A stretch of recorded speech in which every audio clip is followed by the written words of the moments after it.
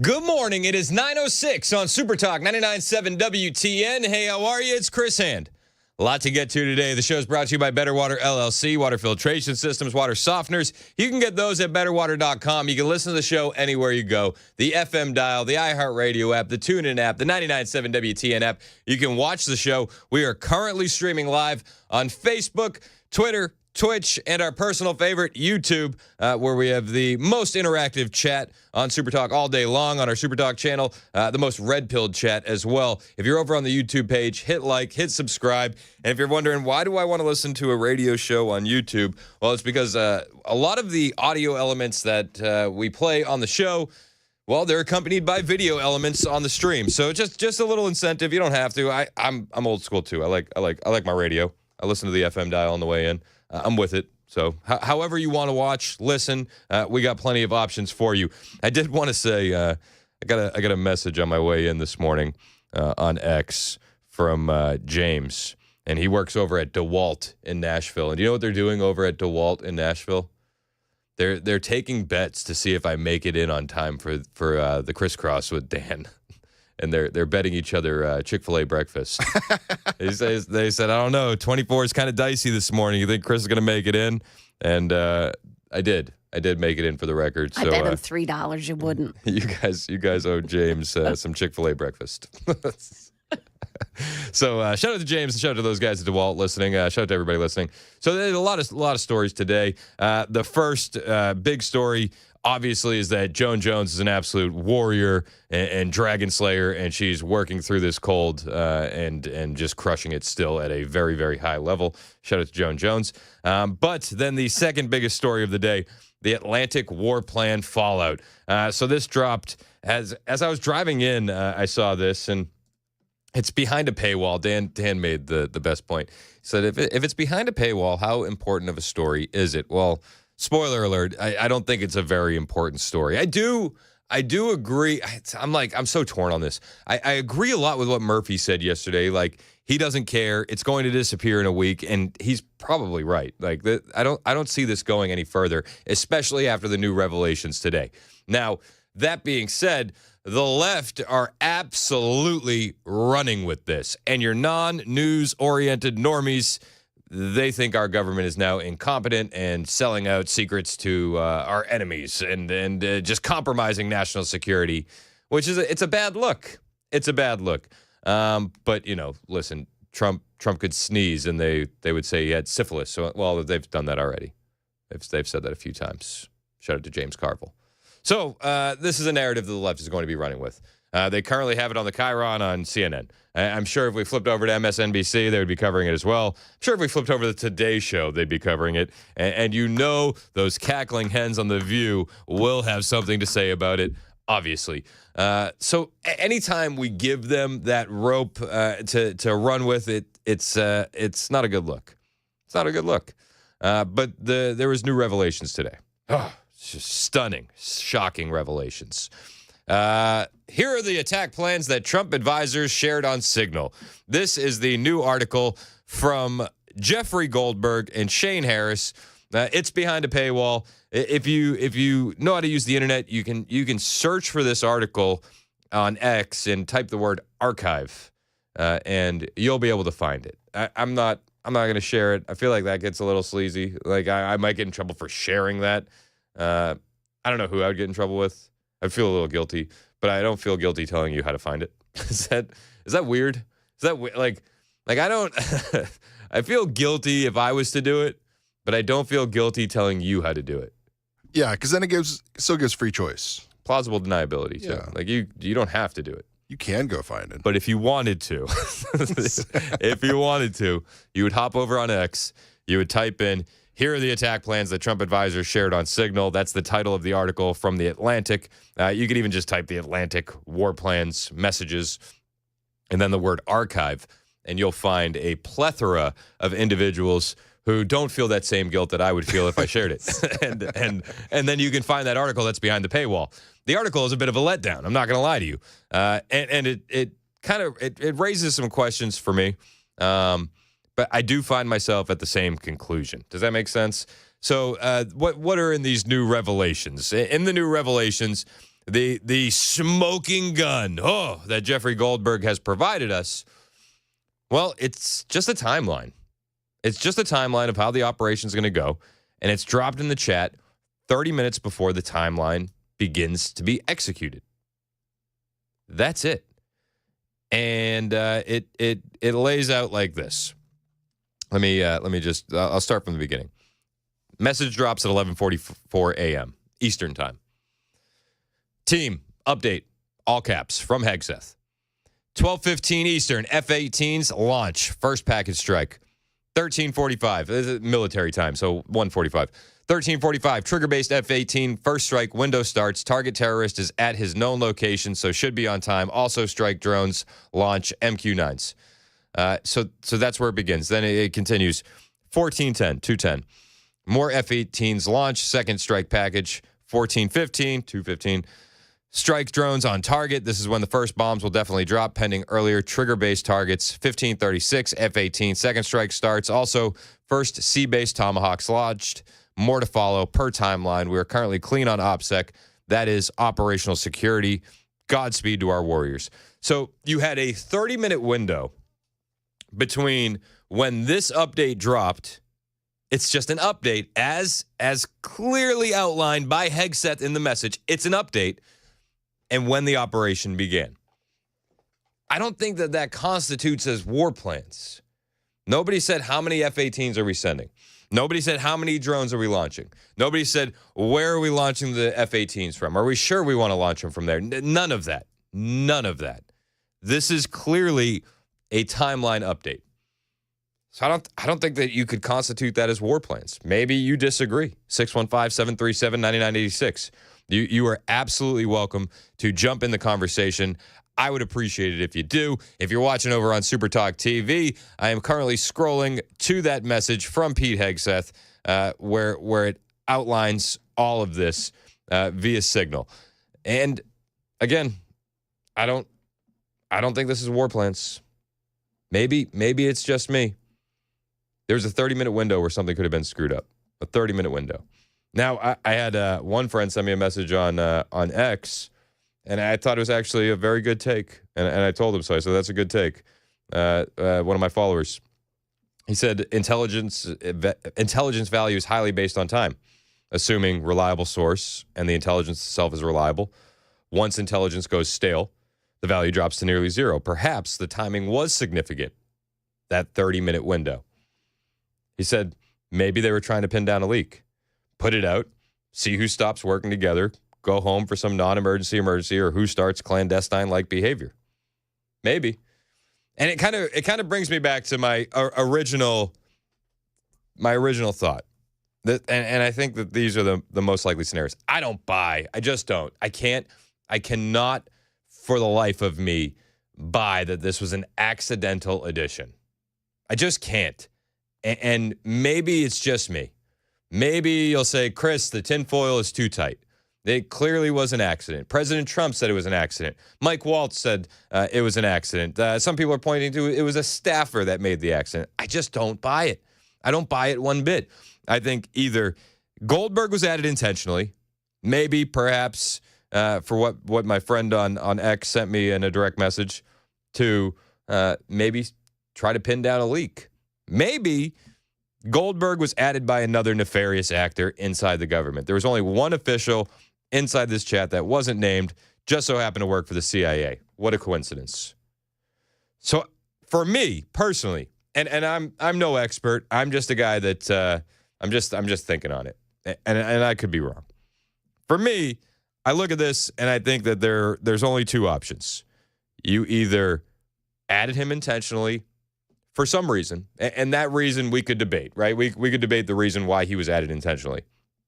Or he was added for nefarious reasons, and again, then we could go off on the rabbit hole and we could debate what those reasons were, why you added him for nefarious reasons. But I think that those are the two most logical situations that we're looking at. That's just me. And again, I'm not an expert. I have never been in the military. I have the utmost respect for these guys. Never worked for an intelligence agency, though one time an FBI guy did look at my LinkedIn profile. That was nerve-wracking. Made me want to rejoin premium. Then I said, probably should just walk away from that. But that's as close as I've gotten. And I'm not claiming to be an intelligence expert. I'm just saying, seems kind of fishy. And I wonder what the real reason is. I understand why the Trump administration would say it was totally an accident. And I think that them saying it was totally an accident would work in both scenarios, whether it was an intentional addition or a nefarious addition of Jeffrey Goldberg to the Signal chat. That's just me. That's me. President Trump was asked about this yesterday, obviously, because why not? He takes questions whenever there are questions. Can you imagine if this was Biden also? Can we just talk about that? We wouldn't hear from Biden for like 2.5 weeks, right? We wouldn't. We would not hear from him at all. President Trump took questions on it that same day, and he just backed his team, which I respect. I do. Whether it was his team's fault or it was his team's lack of awareness that led to this, he's there, and he's like, I'm standing with my team. It's a question I've been asked now, and I've given a few answers, and they've all been the same. We have an amazing group. Our national security now is stronger than it's ever been. We have had a very, very successful, numerous attacks on that area. These are people that shoot down ships, not only our ships, ships all over the world they're shooting down right out of the water and damaging them badly, or they're going down. They're also shooting anything that happens to be flying in the area. We hit them very, very hard. Yeah, we did. I mean, the operation was an absolute success, right? I don't know how you slice it any other way. Absolute success. Donald Trump standing by his team. I respect that. Carolyn Leavitt's also echoing that message last night on Jesse Waters. Again, could you imagine Karine Jean-Pierre going out and trying to talk about this in the same day? No, you couldn't. It wouldn't have happened. If a situation like this happened under the Biden administration, we would still be waiting for comments from the Biden administration. Carolyn Leavitt didn't waste any time. She was on Jesse Waters that evening. President Trump absolutely has the full confidence in his national security team, Jesse. That includes our great national security advisor, Mike Waltz, Secretary Pete Hegseth. And the American people should be grateful to these individuals, and especially to President Trump, for putting together such a competent and highly qualified team who are killing terrorists that the Biden administration allowed to run wild in the Middle East. And that is the real story here. We had Houthi terrorists firing at American naval ships and commercial vessels in the Red Sea. The Biden administration removed the foreign terrorist designation from this radical terrorist group, allowed them to take these actions, put American lives at risk, shut down the freedom of navigation in the seas. And because of the effort of my colleagues and President Trump, we are now killing these terrorists. We have redesignated them as a foreign terrorist organization, and Americans in the world are safer because of it. And for that, we thank you. That's Carolyn Leavitt. Again, that night, she's on TV discussing this. She was also answering questions earlier in the day as well. This administration is not running away from this scandal that the left wants to make it. They're not afraid of this scandal that the left wants to make it. I don't think that this is a scandal. I don't. I do think the left is going to do everything they can to make it a scandal, and I do think the people that aren't paying attention are going to think that it makes the administration look incompetent. And I don't think that's a good look. I don't. That being said, we're here now, and we got to keep moving forward. And I think we got to figure out exactly what happened. I don't buy the accident narrative. I don't. I just don't. I understand if the administration wants to go with that, at least for the time being, because the administration does have a bit of egg on their face, whether you like it or not. And this is going to be a situation that they're going to have to deal with. They're going to have to clean up, and they're going to have to work through. I don't think Mike Waltz should be fired. I don't. If you had asked me this yesterday, I may have had a bit of a different opinion.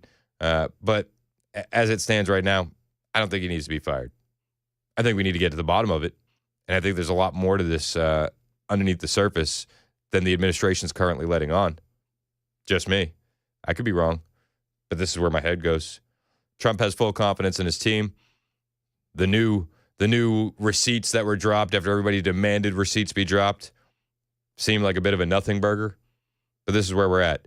I want to take your instant reaction when we get back. 615-737-9986. We got a bunch of people waiting on the line already, waiting to chime in, and we'll continue this conversation. Plus, I'll bring you more reaction. Mike Waltz was also on Ingram Angle last night. Laura did her best not to interrupt him. It's a tough job. It's a tough job for Laura Ingram. I don't know. I don't mean to pick on Laura Ingram. I respect her grind. I just don't like her interview style. But Mike Waltz had some things to say. We'll bring that for you on the way as well. It's 9:21 on Super Talk 99.7 WTN.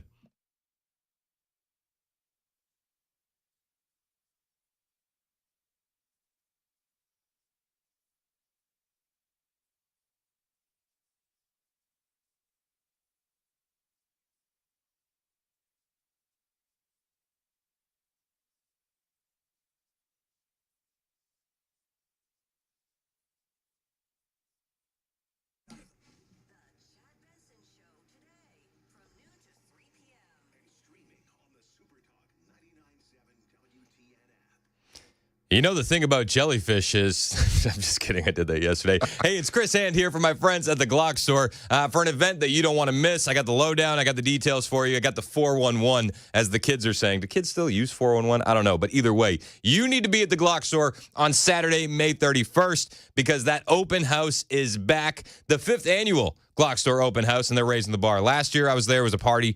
They were giving away a ton of prizes. They're still in the planning stages now, but I know they're going to have some great speakers, incredible activities, store-wide discounts, and the best raffles ever. Last year, they gave away over $15,000 worth of great gun gear and had below-cost flash sales on Glock handguns, famous brand sporting rifles, and more. And check this. They also gave away a custom Glock last year worth over $1,800 just for showing up. Rumor has it this year they're giving away multiple Glocks. It's a don't-miss kind of party. Dan, myself, Matt Murphy, we're all going to be there, and we want you to be there as well. Saturday, May 31st, 10 to 2 at the one and only Glock store, minutes from the airport, worth the drive from anywhere. If you can't get there, you can always shop online, glockstore.com.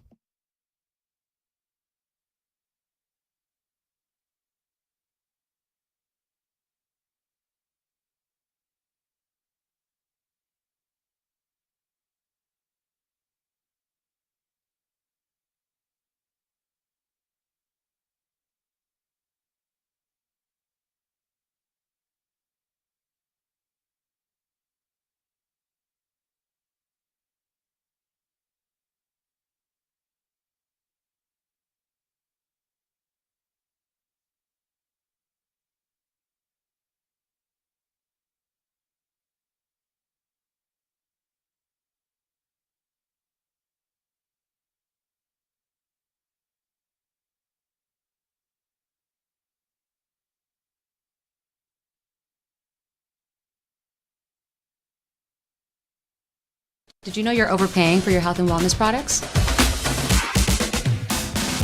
With over 20 company-owned brands offering its members vitamins, supplements, wellness, and skincare products, you're able to save up to 70% off retail. Members Nutrition can't change your life, but we can change the way you live.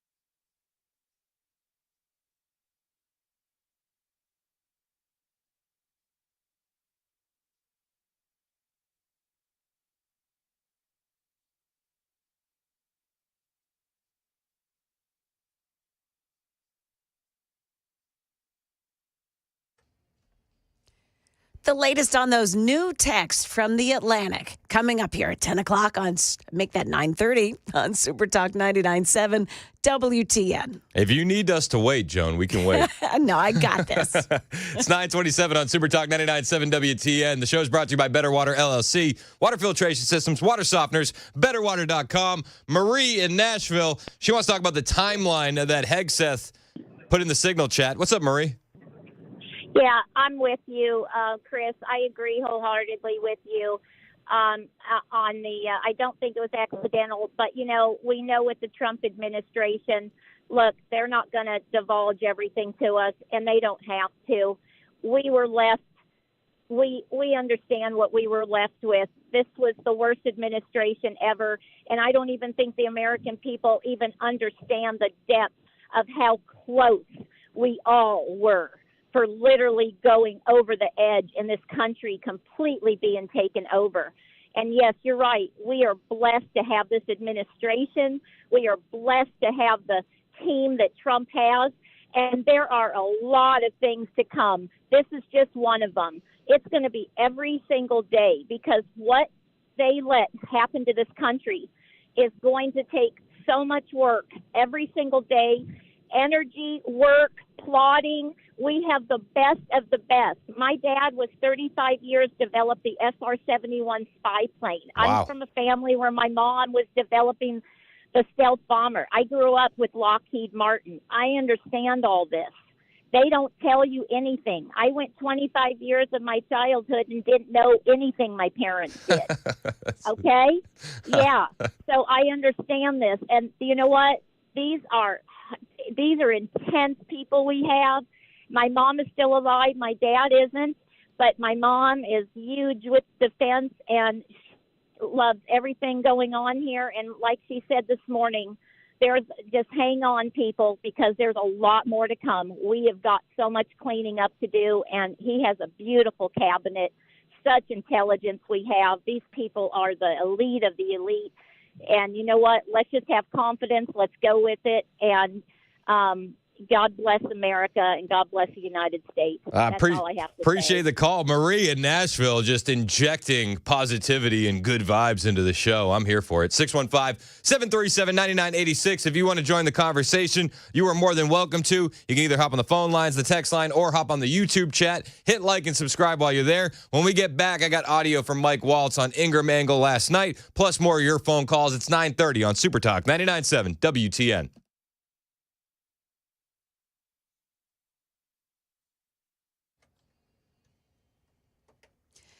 Good morning. It's now 9:30. I'm Joan Jones with your top stories. New text messages released just this morning that Trump intelligence advisors shared on Signal. Editor-in-chief Jeffrey Goldberg releasing them hours before the Select Committee on Intelligence grills Tulsi Gabbard, John Ratcliffe, Kash Patel, and others in a hearing which is right now underway. Let's take a quick listen.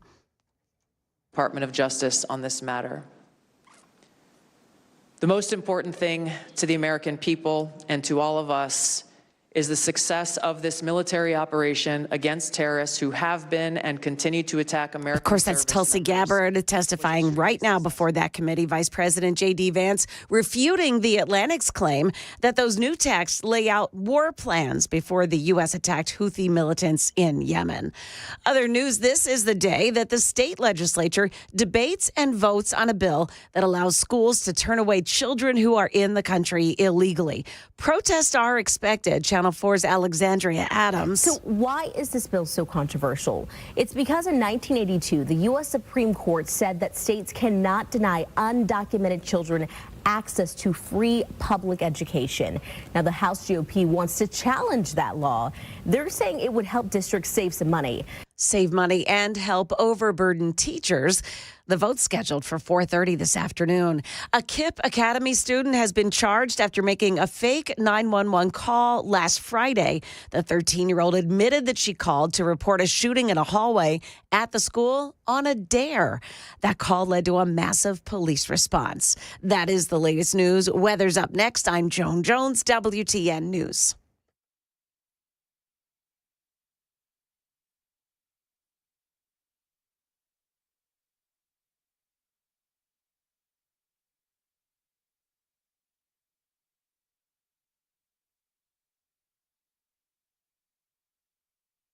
Hey, it's Chris Hand from my friends at Busy Bee Plumbing, Heating, and Cooling. Love these guys, and it is officially spring rebate madness all month long. You need some new stuff, you can save some big coin. How about this? A mini split 17 SEER or heat pump 17 SEER, $800 rebate. Heat pump 15 or 16 SEER, $500 rebate. Duct sealing or repair, $300 rebate. Busy Bee will file the rebates for you. You don't even have to do the paperwork. How about this? You need your AC tuned up before you head to the summer? Well, they'll hit you with a $50 rebate for every tune-up you get. And if you join the Beehive Club membership, you get one of those. Well, that comes with 3 annual tune-ups. And the Beehive Club membership is only $99. You do some quick napkin math, they're paying you to become a Beehive Club member. You get a $50 rebate in the spring, $50 in the summer, $50 in the fall. You get it. Voila. That's Busy Bee Plumbing, Heating, and Cooling. The Busy Bee Beehive Club membership comes with so much value. Those 3 tune-ups, 10% off all repairs, front-of-the-line service, $100 annual accrued replacement credit, no overtime or holiday fees, and more. Call Busy Bee today, 615-775-7833, 615-775-7833, busybeehvac.com.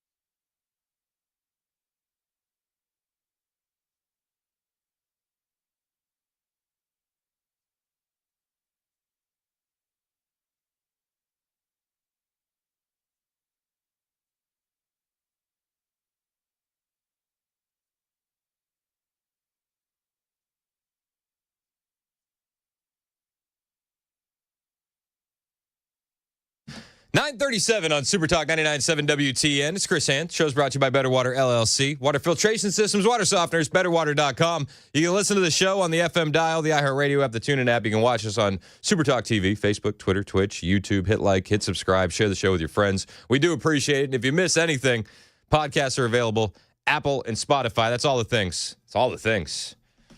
All the things. A lot of things. All the things. The chat's jumping over on YouTube. Bro, they are talking. Hit like, hit subscribe, join the conversation, 615-737-9986.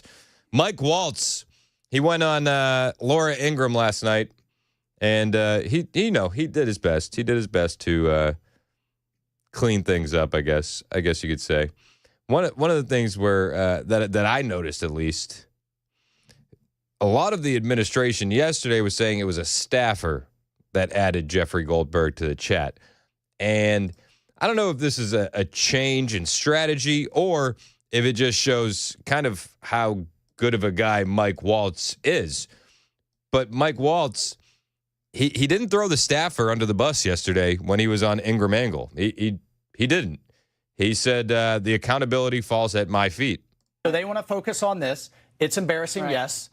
We're going to get to the bottom of it. I just talked to Elon on the way here. We've got the best technical minds looking at how this happened.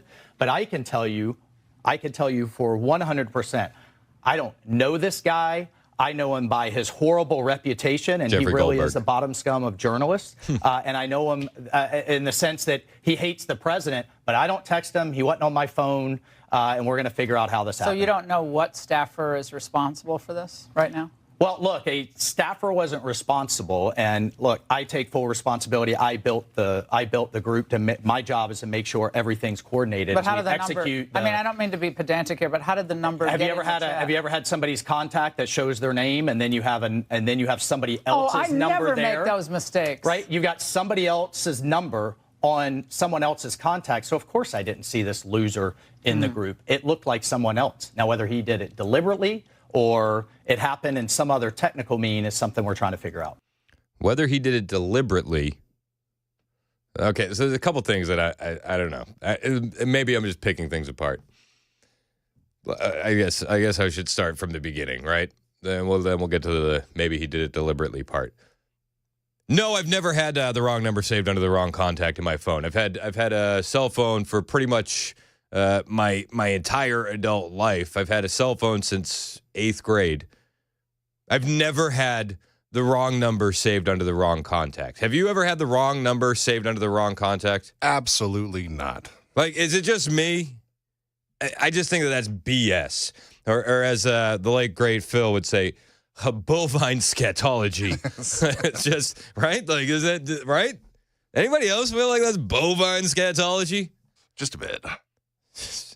Honestly. Man, you ever do that and then Ingram agrees with him? Like, I get it. You're a conservative, but like, call the BS when you hear the BS. Can you call the BS when you hear the BS? Obviously. Thank you. Just, no, that's never happened to me. And I don't know how that could happen. I don't know. I think that's bovine scatology, personally. Now, what he said at the end there, and I respect the fact that he's not just throwing the staffer under the bus. I respect the fact that he's taking the accountability. I feel like in these situations, like, you have to have maximum accountability. You know, it's like, you're the boss, right? You're the boss.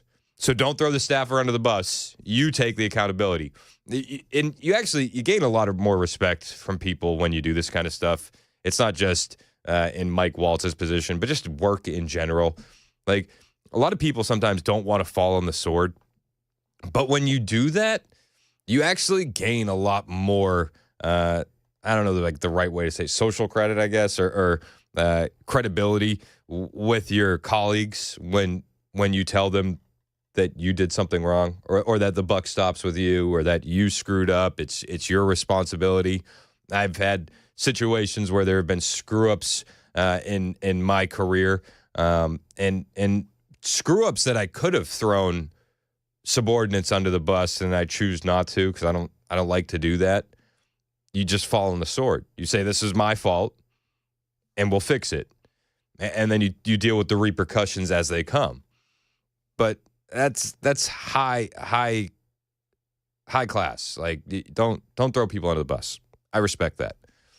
But what he said at the end there, was it a technical glitch or was it deliberate? That made my ears perk up because, again, I think there's only two scenarios here. Either the administration deliberately added Jeffrey Goldberg to the chat, or somebody added Jeffrey Goldberg to the chat for nefarious reasons.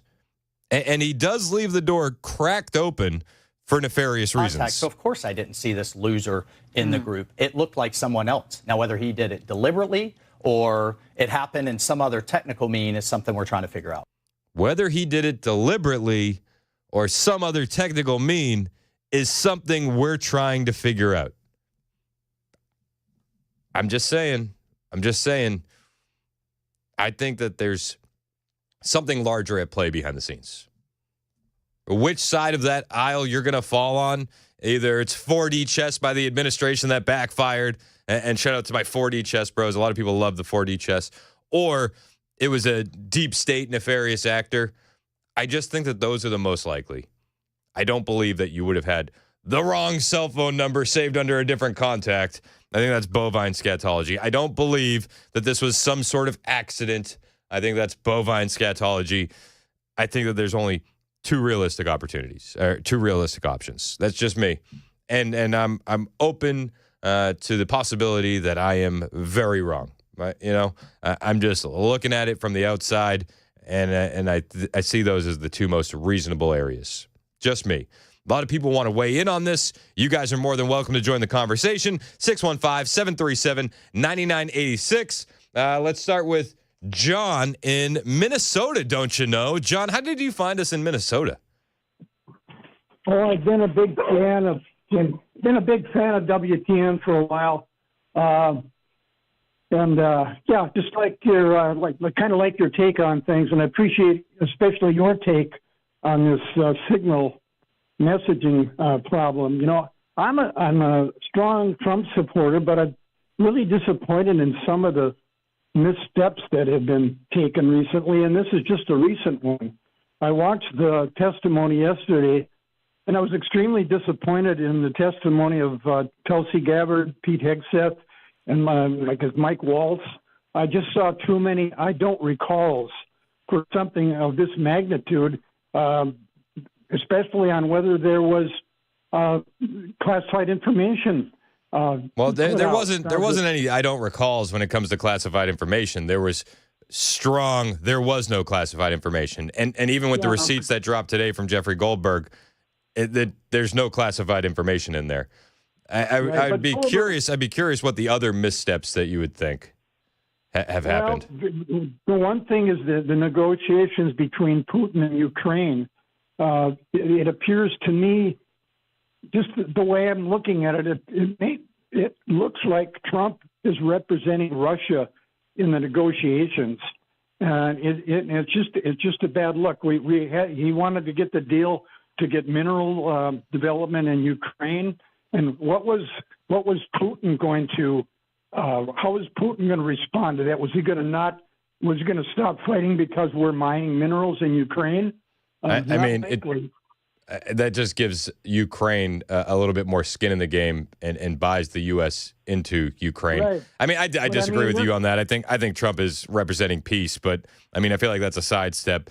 Your take on the Atlantic, though? I think it's right. He wants peace, and I don't understand why he hasn't imposed more serious economic sanctions on Russia. People don't really realize how fragile Russia's economy. California's GDP is twice that of Russia. Think of that. One state in the United States has a GDP that's twice as big as Russia's, who's based principally on energy, lumber. I don't necessarily want to go down the Russia-Ukraine angle, but I just think that if you put more sanctions on Russia, we're getting closer and closer to World War III. Do you want to do that, or do you want to dial it back? I think you dial it back. What is Putin willing to give up to stop fighting? That's the bottom line. He's not going to give up any land. that he's taken, and Zelensky is probably not going to be happy with that. Yeah, so well, I'm not real optimistic that this is going anywhere. Okay. I mean, I disagree. But I do appreciate you. I appreciate you listening. I appreciate the call, John. Thank you so much. Steve in the Borough wants to talk about the Signal chat. What's up, Steve? Hey, how are you doing? Good, man. What's up? Did you notice how much that caller before the break sounded like Marsha Blackburn? It was very reminiscent of Marsha. Marie in Nashville. Love Marie. Yes. I wonder if she's related or something, maybe a cousin or a sister. So listen, I'm ex-Air Force. I follow a Facebook page that's current and former enlisted Air Force. I've got friends that are ex-Army. They follow their respective pages. I can tell you the Air Force page I follow is probably 65% to 70% pro-Trump typically. I can tell you the Army pages are even higher, more pro-Trump. To a man, and I heard one of your callers yesterday who obviously was ex-military, the way he spoke. Yeah, I'm pretty sure I know which one you're talking about, but go on. To a man, oh, he was a great caller, by the way. But to a man, the enlisted folks are pissed about this Signal thing, and I'll tell you why. Every single one of them gets trained, coached. It's a constant thing with the modern military, especially younger folks, on what's allowable on social media, what's allowable with different messaging apps. This is a particular messaging app that the military knows to have vulnerabilities, and these guys are told to stay off of it. And what they're saying to a man is that if you were enlisted or a lower-ranking officer, you'd be getting hammered for this. You'd immediately have your clearance taken away. You'd probably be brought up on some sort of charges. But that statement goes in. But hold on. One sec. That statement goes in direct conflict with what Ratcliffe said yesterday. CIA Director John Ratcliffe, who said when he got into his position, it was preloaded on his system, and then there are reports that it was already used in the Biden administration, and that this is a preloaded and approved. Right now, I'll address that, but I don't care about that right now. But what I'm telling you is that these enlisted folks, lower-ranking officers, they're talking about how they'll get hammered for it. They're citing specific examples. I encourage you to maybe check out some of these pages, that sort of thing, specific examples. And they just see it once again as leadership. It's like two standards: security for thee, but not for me. That's my summary. Well, and I think you could argue that the military guys are often going to be hammered for stuff that leadership is not going to be hammered for.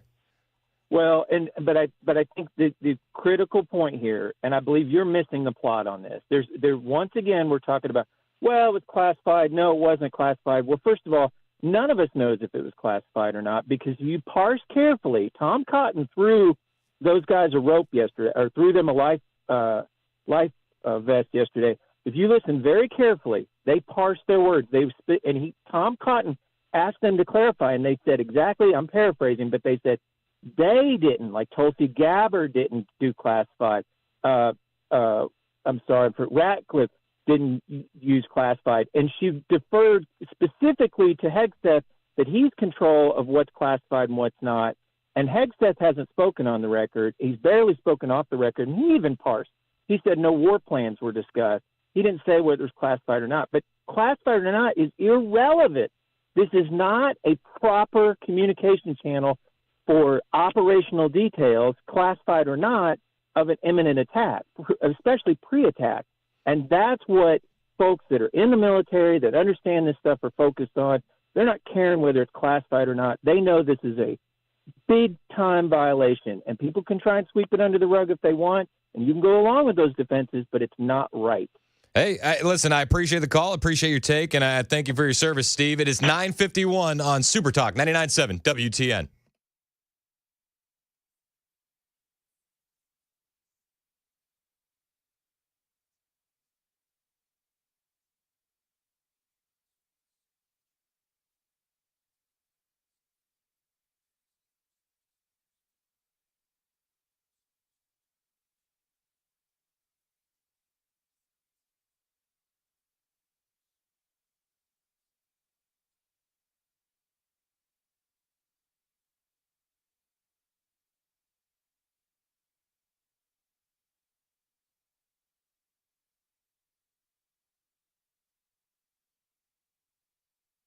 Weather can change in an instant, and you need to be prepared for any outcome. That's why Generator Supercenter of Nashville will help keep your family safe and connected. We make buying a backup generator simple and easy, with financing options available, free in-home estimate, turnkey installations, no worry warranty, and most importantly, the monitoring and service of your fully installed generator. Come see us at our location in Nashville or visit us online. Generator Supercenter of Nashville. We serve all Middle Tennessee.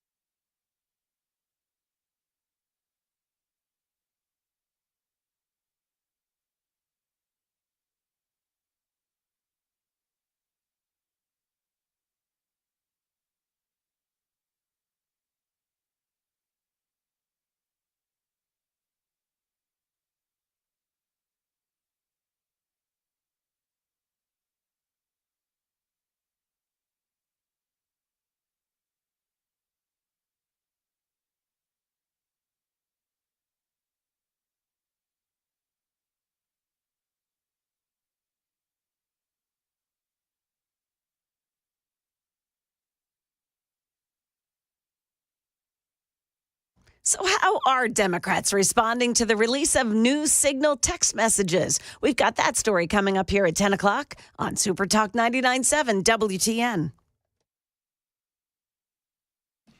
9:58 Super Talk 99.7 WTN. I'm Chris Hand. Show's brought to you by Better Water LLC. Water filtration systems, water softeners, betterwater.com. I just saw Murphy. Murphy was in here. Hit a big Men of Valor thing this morning. Yeah, he was telling me about that. Okay. Big old breakfast. I don't know. Like, people always have something to say about Murphy, but you know what I haven't seen anybody saying? Murphy's slimming down. Yeah, I saw that too. Is it just Looks me? good. Am I the only one picking that up? It's not just the hair either. Nah. He's getting skinny. Yeah, man. He's getting skinny. Looks good. Guy looks good. Shout out to Murphy. He's been crushing it in the afternoons. 615-737-9986. If you want to join the conversation, we'll take more of your calls next. This Signal conversation, we were just talking about it. He's like, I wanted to spend 20 minutes on it and leave.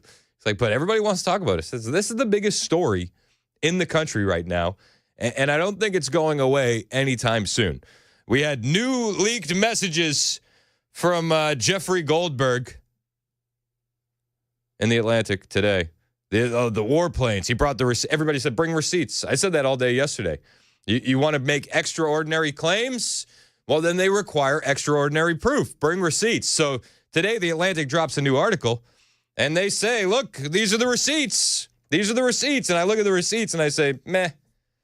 This is a timeline. This is not war plans. Not at all. I don't see any classified information in here. At least from my eyes, from my perspective, I don't see anything that would warrant the hubbubaloo, if you will. Are we allowed to say hubbubaloo on the air? Absolutely. Thank you, Joan. I was looking at Mason, but you stepped in so fast. I appreciate it. She's the authority. I can't argue. It's funny, I say hullabaloo. You say That's what I say. hubbubaloo. Hubbubaloo? Yeah. Is it hullabaloo or is it hubbubaloo? I think both fly. Yeah. We're Works. both good. All right, good to know. Good to know. There's only a couple things I do on this radio show. I get things wrong and I butcher names.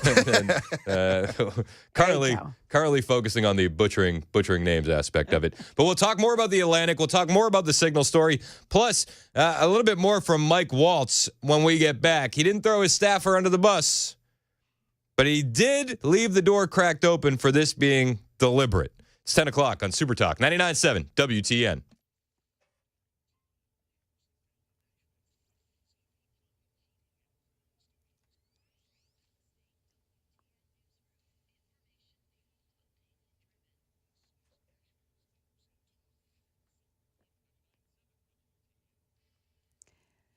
Good morning, 10:01 now. I'm Joan Jones with your top stories. Senate Democrats are using new texts reported in the Atlantic to renew their calls for Defense Secretary Pete Hegseth to resign. But National Security Advisor Mike Waltz says, don't blame Pete. Here's ABC's Martha Raddatz. President Trump's National Security Advisor Mike Waltz saying the blame lies with him. I take full responsibility. I built the group. Embarrassing, yes, but Pete and I are veterans. We know these operations. He has been an excellent Secretary of Defense. In the White House with President Trump, Waltz unable to explain how journalist Jeffrey Goldberg from The Atlantic was invited into the chat group where war plans were laid out. Other news of the day, got an update on a house fire in Goodlettsville that we've reported on yesterday. A woman escaped the flames but appeared to be in shock when she showed up in this neighbor's driveway. I was worried about her because, she's on my driveway. She doesn't know where she is, who she is.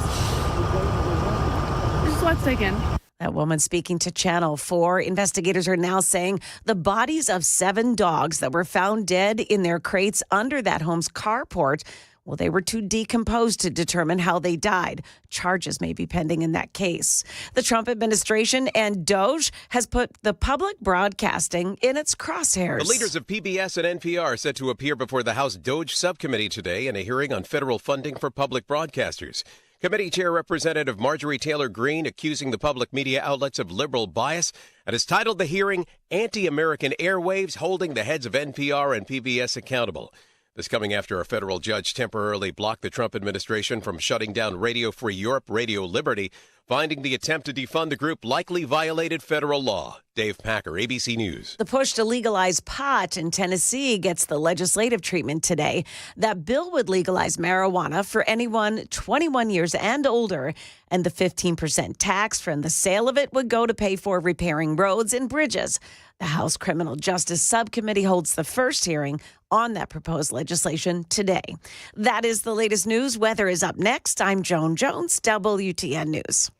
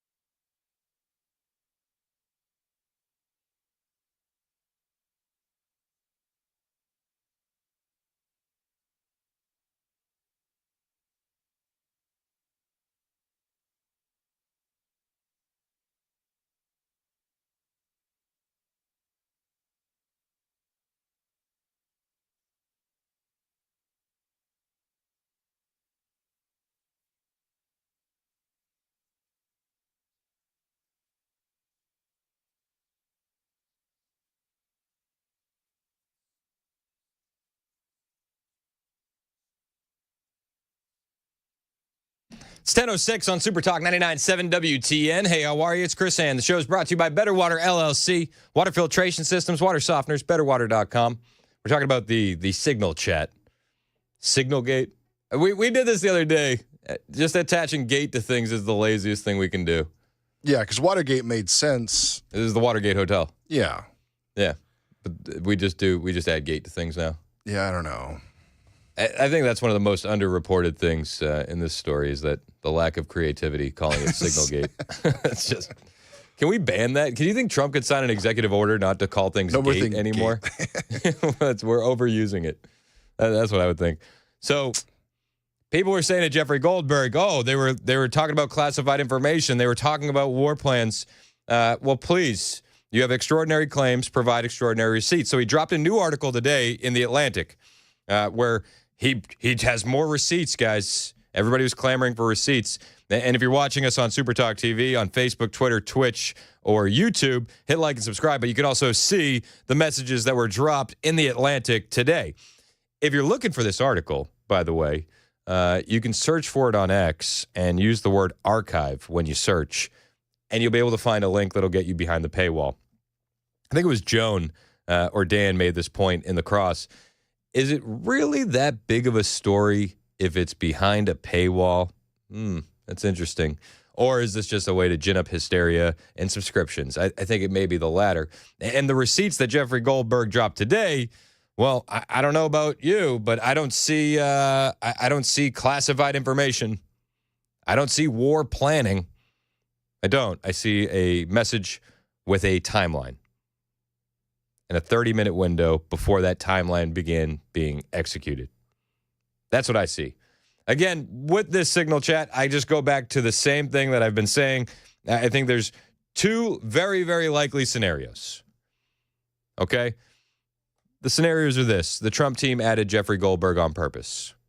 For what reason, that can be debated. Okay? That we can spider web off of that all we want. The other situation, the other scenario would be that a staffer added Jeffrey Goldberg to this chat on the low for nefarious reasons. What those reasons, who's the staffer, again, we can then debate the intricacies of those, but I think that those are the two likely options. Maybe I'm wrong. But I want to gain your thoughts as well, because I think crowdsourcing this information is great.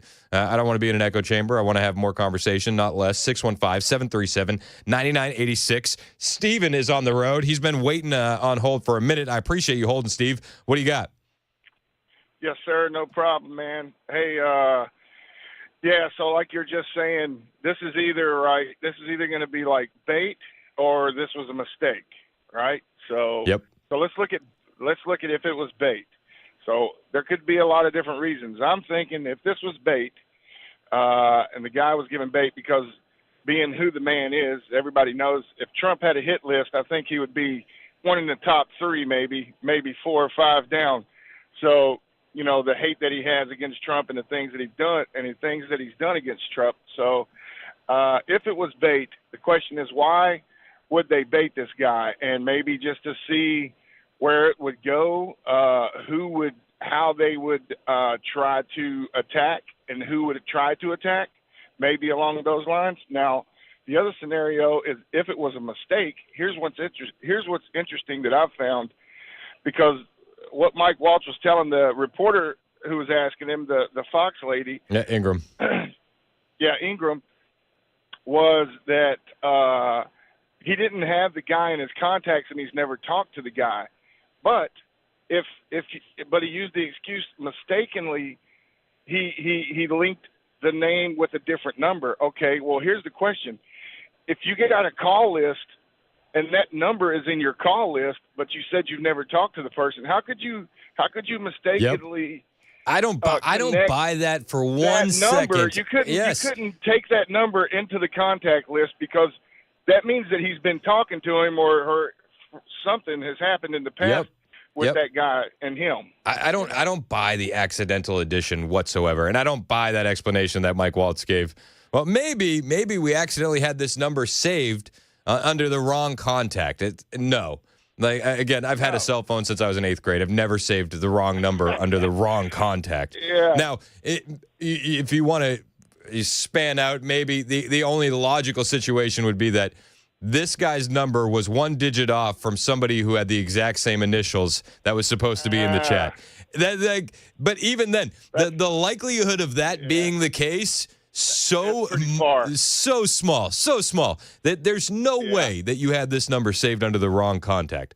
I think the most obvious, one of the most obvious things would be that low-level staffer, whoever it was that Waltz didn't throw under the bus on Ingram angle, did this on purpose and did this with intention. What those intentions are, then we can debate. Right. Yeah. But that's where I'm at. And I appreciate the call, Steve, as always, man. Steve's a good caller. He calls in all the time. I love that guy. Rob in Nashville, you're up next on Super Talk. What are you thinking, Rob? Hey, how are you? Good, man. How are you? Good to talk to you, Chris. Good. I think you're spot on the it's no accident about this reporter from the Atlantic being on this call list. I mean, that was put on there for a reason. I think it was for nefarious reasons. I think there's a mole or a Manchurian candidate in there somewhere, probably an intern or an aide or something like that. Yep. Is what it's got to be. It's no accident and it's no coincidence that one of the biggest Trump-hating reporters, so-called, in the country, is all of a sudden on this list with all these guys. That just in and of itself makes no sense. Had to be on there intentional. Yeah. Now, you said this already.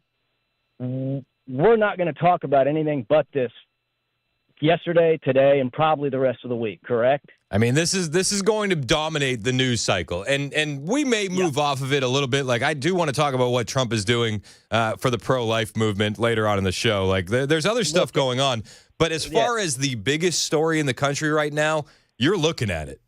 It's intentional.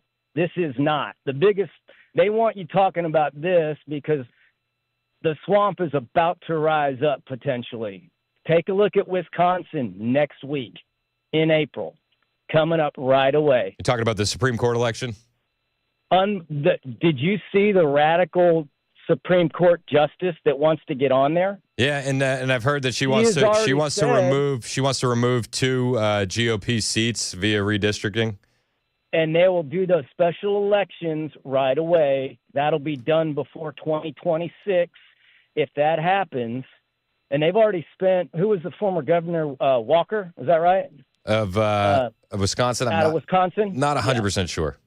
Scott Walker, wasn't that him? It sounds right, but I'd have to. I heard a report from him saying that the Democrats, it's Soros and about 5 other billionaires. He listed them out. So they've spent more money in this election on one Supreme Court justice than he did his entire governorship on his election. I mean, that would track with what those individuals do, you know, and there's inherently more value. If you're one of those Soros guys, there's inherently more value down at the state level with some of these elections, whether it's for, you know, district attorney or Supreme Court justices in Wisconsin. There's a lot more value than when you go up the chain to Congress, Senate, president. If this happens, that stops Donald Trump dead in his tracks. You do realize that. Look at what just happened in the House on the vote for the funding vote. 217, 215 was that final vote. You flip 2 seats, it's 217, 215 the other way, and guess who has control? Hello. I hear you. We talked about this before. We also talked about, and I think you do a great job for this. I think we need to hammer more this message. I told you so. I talked to you about the day of the election or the day after about we're glad handing. We're not paying attention to what they're doing with all these court justices that are fighting Trump all the way left and right. You know, that's one of those. They got in there. They're holding up his agenda. This happens in Wisconsin.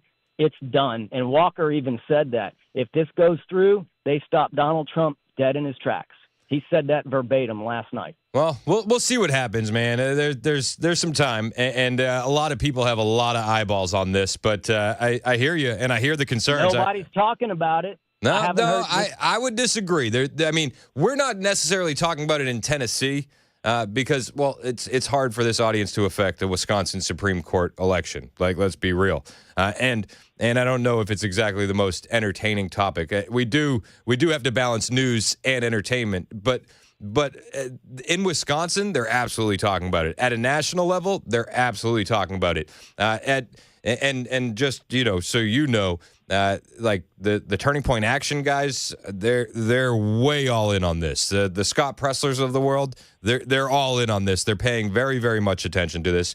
I think what happened in the special election in the state Senate last night in Pennsylvania, where they flipped a red seat to a blue seat by about, I think it was like less than 100 votes. That's a huge red flag, a huge warning sign, and people are banging the drum to alert people to this. But as far as WTN goes, yeah, I also understand why we're not exactly talking about a Wisconsin Supreme Court election. Does that make sense? Well, hey, I appreciate everything you do, man. Enjoy listening to you. Keep it up. You keep getting the word out there on all this, and people got to pay attention to what's going on the local level. Hey, I appreciate it, Rob. Thanks so much for the call, man. 615-737-9986 if you want to join in on the conversation. So there is still the Intel Committee hearing happening in D.C. right now, and CIA Director John Ratcliffe just went after the Atlantic editor Jeff Goldberg when it comes to the reporting that he's been seeing out of the Atlantic. This is moments ago. You know, there's so much talk about this Atlantic article and about things that were said and that could have happened instead of a focus on what did happen. So my responsibility as CIA director, one of its responsibilities is to kill terrorists. And that's exactly what I did along with President Trump's excellent national security team. That's what we should be focused on. With regard to that article, I also would appreciate the opportunity to relay the fact that yesterday I spent 4 hours answering questions from senators as a result of that article that were intimating that I transmitted classified information because there were hidden messages. Those messages were revealed today and revealed that I did not transmit classified information and that the reporter, who I don't know, I think intentionally intended it to indicate that. That reporter also indicated that I had released the name of an undercover CIA operative in that signal chain. In fact, I had released the name of my chief of staff, who is not operating undercover. That was deliberately false and misleading, and I appreciate the opportunity to reflect that my answers haven't changed. I used an appropriate channel to communicate sensitive information. It was permissible to do so. I didn't transfer any classified information. And at the end of the day, what is most important is that the mission was a remarkable success, is what everyone should be focused on here, because that's what did happen, not what possibly could have happened. That's CIA Director John Ratcliffe responding to the reporting. And yes, when you look at the new article, which you can find online by searching, if you don't want to pay for it, you search with the word archive on X, and you'll find the link. There's nothing classified in it. Nothing. But Jeffrey Goldberg, in that first article, he definitely alluded to it, right? He definitely alluded to classified information, war plans, and the like. And then when he was asked to provide receipts, well, no receipts were provided. Isn't that weird? During this Intel Committee hearing that's happening right now in D.C., Tulsi Gabbard was also speaking about the Signal chat, and she put to rest the idea that this is a huge national security scandal. We'll bring you those comments from Tulsi Gabbard when we get back right here on Super Talk 99.7 WTN.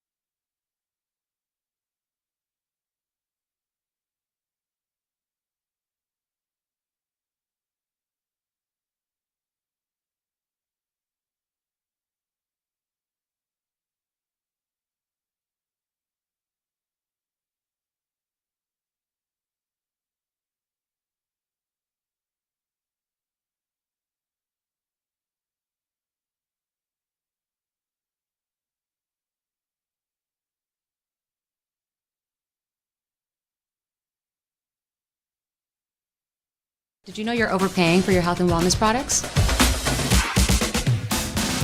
With over 20 company-owned brands offering its members vitamins, supplements, wellness, and skincare products, you're able to save up to 70% off retail. Members Nutrition can't change your life, but we can change the way you live.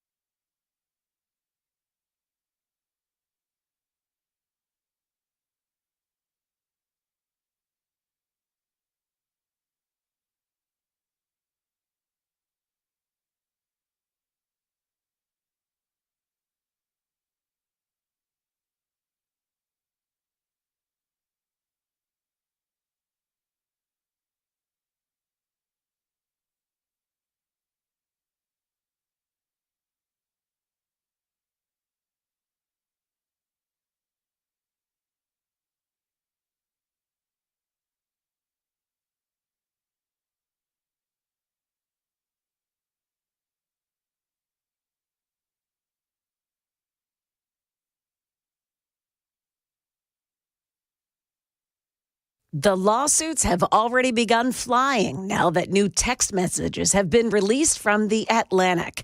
That's coming up here at 10:30 on Super Talk 99.7 WTN. Thank you, Joan Jones. It is 10:24 on Super Talk 99.7 WTN. I'm Chris Hand. So there is a lawsuit against Hegseth over the Signal chat. And do you know what judge got put in charge of the lawsuit? Which one? Are you ready for this? Lay down. Judge Boasberg. That's I'm sure that's just a coincidence. I don't know. I mean, you couldn't make this stuff up if you tried. If you wrote this in a Hollywood script, they'd say it's not believable. You sure about that? I'm sure. You know what I'm also sure about? What? Bovine scatology when I see it. Yeah. So here we go. A waste of time. Many on the chat line are saying this is a distraction. And my question would be, what are we distracting from? I think that you could definitely make the argument that this was a setup. People knew that this Intel committee hearing was coming yesterday, and the article just so happened to drop essentially, what was it, like that yesterday morning? Is that when it dropped? What was the exact timing on when it dropped? I'm not sure on the exact timing. I'll look it up. I know that that's when I became aware of it was, no, I think it was late the night before that I became aware of all of this. But yeah, dude, it's I don't know. What are we distracting from? I think you can make the argument that it's bovine scatology, and it's fodder for the left. You could make the argument that this was a setup for Ratcliffe and Gabbard and all of that.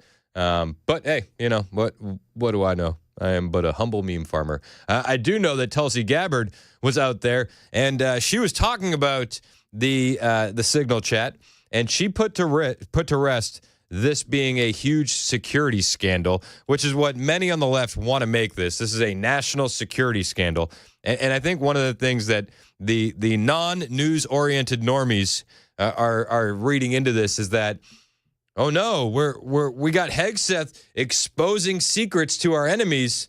Well, Tulsi Gabbard put that to bed just a little while ago. I want to address briefly the Signal chat issue that I know many of you are concerned about. The President and National Security Advisor Waltz held a press conference yesterday with a clear message. It was a mistake that a reporter was inadvertently added to a Signal chat with high-level national security principals having a policy discussion about imminent strikes against the Houthis and the effects of the strike.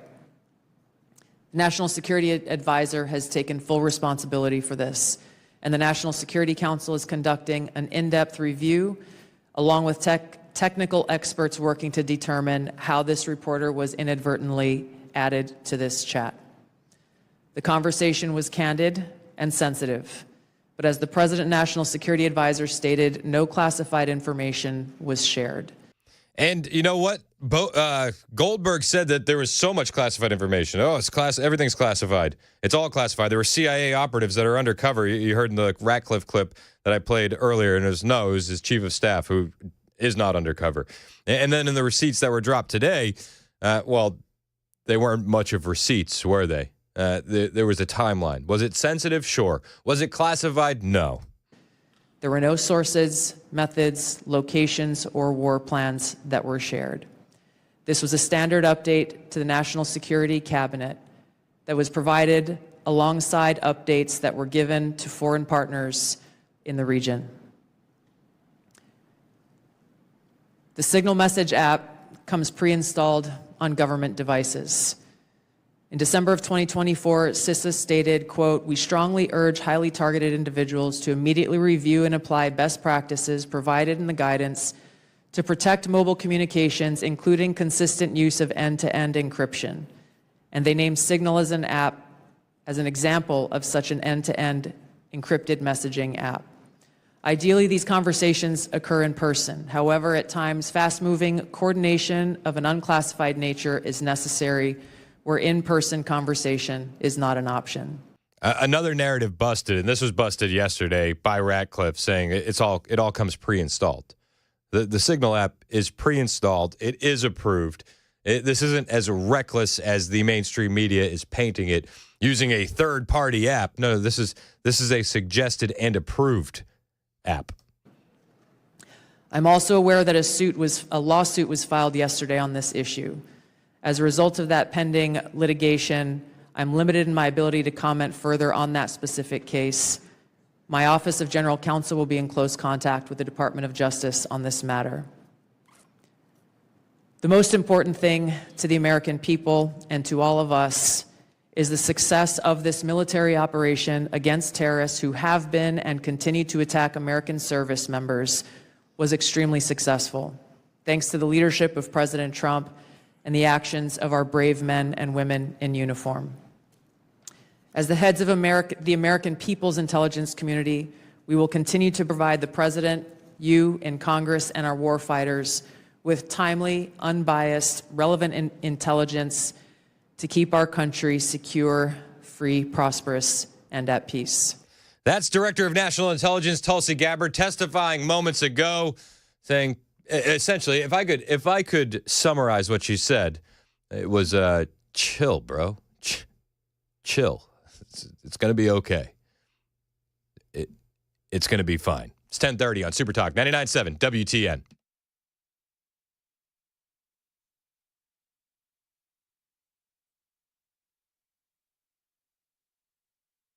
10:30 now. I'm Joan Jones with your top stories. Cue the lawsuits. The group called American Oversight has filed a new lawsuit asking federal courts to force the Trump administration to have better record keeping. It comes after new signal text messages were released by The Atlantic just this morning. American Oversight claims to be a nonpartisan watchdog, but it appears its only actions are against Republicans and conservatives. Meantime, the messages reportedly detail the timing and the weapons to be used in military strikes against Iranian-backed Houthi militants in Yemen. But the question is, are they classified? Contributor Kimberly Dozier on CNN just this morning. Classification authority goes to the head of whichever branch that intelligence comes from. So you could see the DNI Tulsi Gabbard and the CIA Director Ratcliffe yesterday setting up the legal argument that because Hegseth himself typed in most of those details into an unclassified chat, that by the act of doing that, he reduced those details from being classified to being just sensitive. Here in Tennessee, a daycare licensing bill passed the state house unanimously yesterday. Channel 4's Alexandria Adams. It allows people who care for less than 5 children in a short period of time not to have to register as a daycare. It's a part of an effort by Governor Bill Lee to make childcare more accessible and affordable here in the state. Governor Lee is saying that he has plans to sign this legislation into law once it lands on his desk. That is the latest news. We've got weather up next. I'm Joan Jones, WTN News.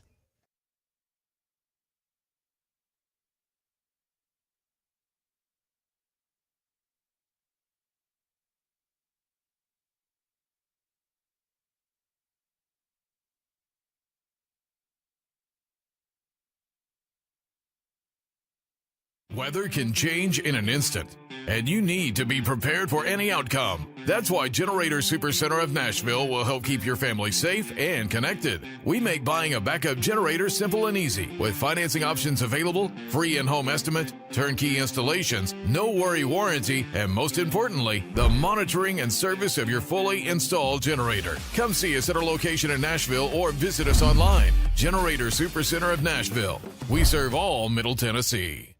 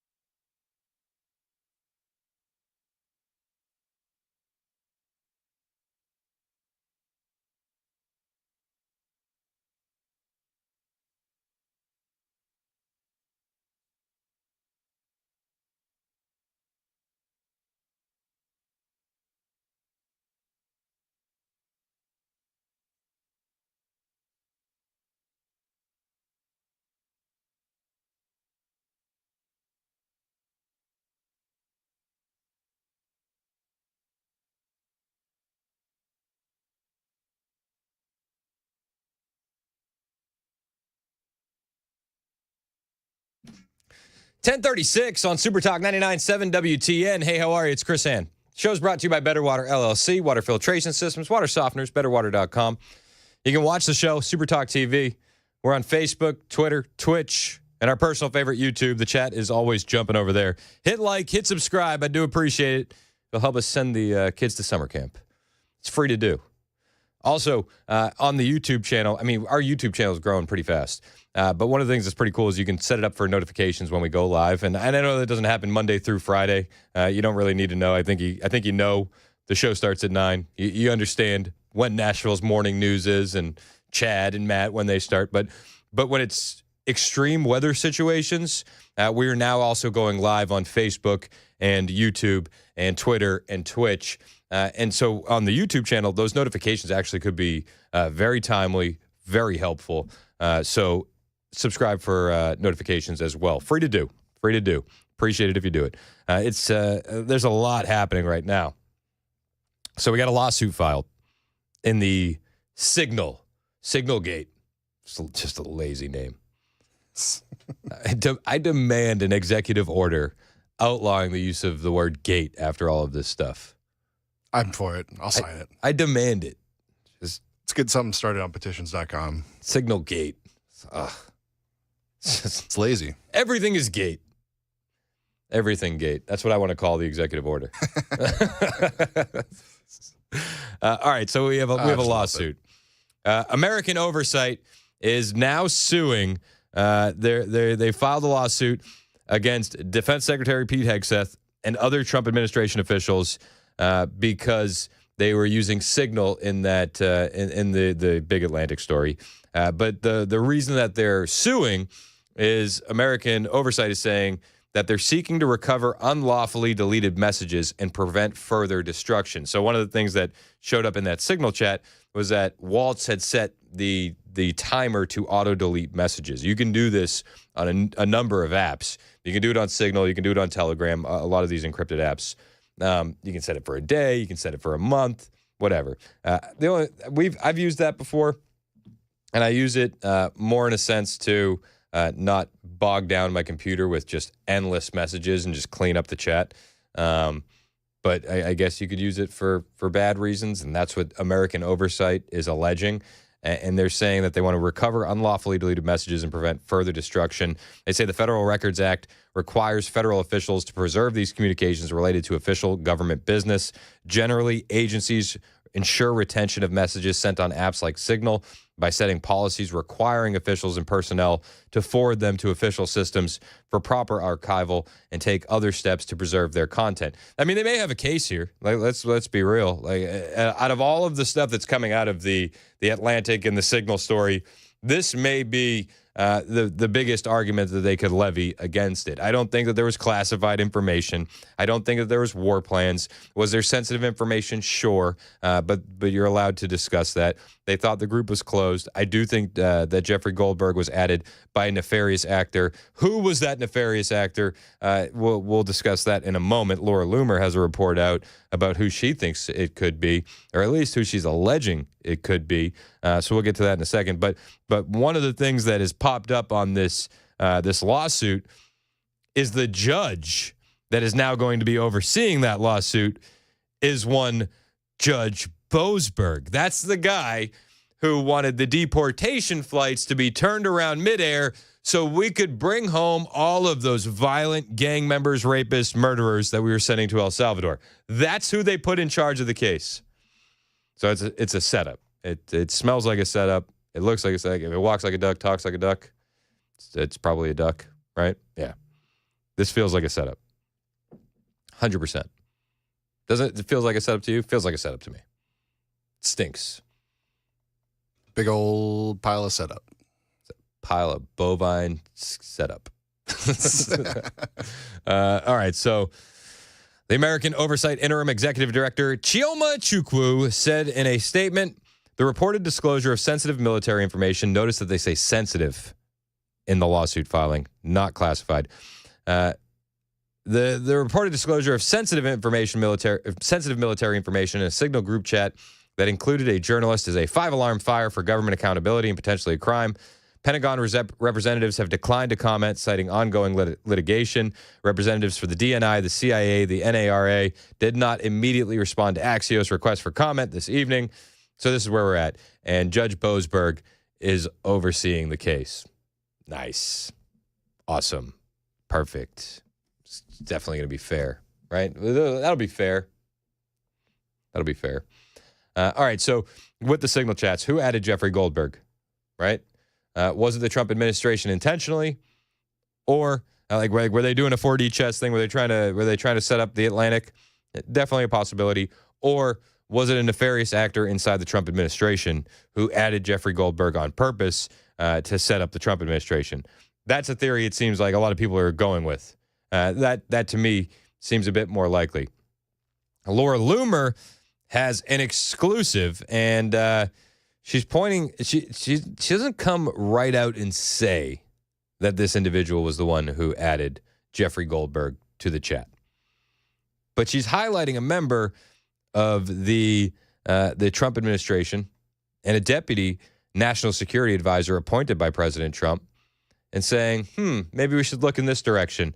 Now, I'll read you what Laura Loomer said. She said, Alex Wong, the Chinese deputy national security advisor appointed by President Trump, is at the center of the Signalgate scandal, and he is married to U.S. Attorney Candace Chu Wong, a Chinese woman who is one of the key attorneys involved in prosecuting J6ers. That's weird. That seems like a red flag, doesn't it? Alex Wong was appointed by President Trump on 11/22/24 to serve as the assistant to the president and the principal deputy national security advisor under Mike Waltz, the newly appointed U.S. national security advisor. Laura Loomer goes on to report, I've discovered that Alex's wife, Candace Chu Wong, worked under the Obama administration and the Biden administration as an assistant United States attorney in the United States Attorney Office for the District of Columbia, where she led the Violence Reduction and Trafficking Offenses section for more than 2 years. She was involved in the prosecution of many J6ers during the Biden regime, under which she was nominated to become a member of the United States Sentencing Commission. Additionally, Candace Chu Wong served as a law clerk to Obama-appointed U.S. Supreme Court Justice Sonia Sotomayor. Making matters worse, Alex Wong, the deputy national security advisor appointed by President Trump, Alex Wong worked for Covington and Burling, which is one of the law firms that President Trump recently stripped of its security clearance and terminated all of their government contracts via executive order on February 25th. Trump accused Covington of being involved in the weaponization of government. So she doesn't come right out and say that this is the individual who added Jeffrey Goldberg to the chat, but she is asking, why do we have this man, a deputy national security advisor, married to this woman who worked under the Obama and Biden administration, who helped prosecute J6ers after the stolen election of 2020 in the national security team? It's interesting, right? Again, she doesn't come right out and say it. She does provide some receipts. And she does call for Alex Wong to be removed from his position and says both he and his wife should be investigated by the FBI. And she tags Kash Patel and Dan Bongino. Laura Loomer, you can say what you want about her. She does have some good reporting at times. So it's very, very interesting. Very interesting. But this is the biggest story in the country today. Whether you think it's a nothing burger, whether you think that the Trump administration did nothing wrong, this is the biggest story. This is what leftist media is going to be going with. This is going to be the information that we're going to have to combat. This is the conversation. This is the topic of conversation, and we need to have all the information available to combat the narrative, because the narrative currently right now is that the Trump administration is incompetent and that they're woefully unprepared to deal with national security issues. That's the narrative that the left wants to provide. I don't agree with that narrative. But we do need to be prepared to combat that narrative. So this is where we are. Also, we have Ratcliffe and Gabbard testifying in front of an intel committee today. And Jeffrey Goldberg got raked through the coals by John Ratcliffe. He said you didn't have any classified information in there. You said that there was an undercover CIA operative.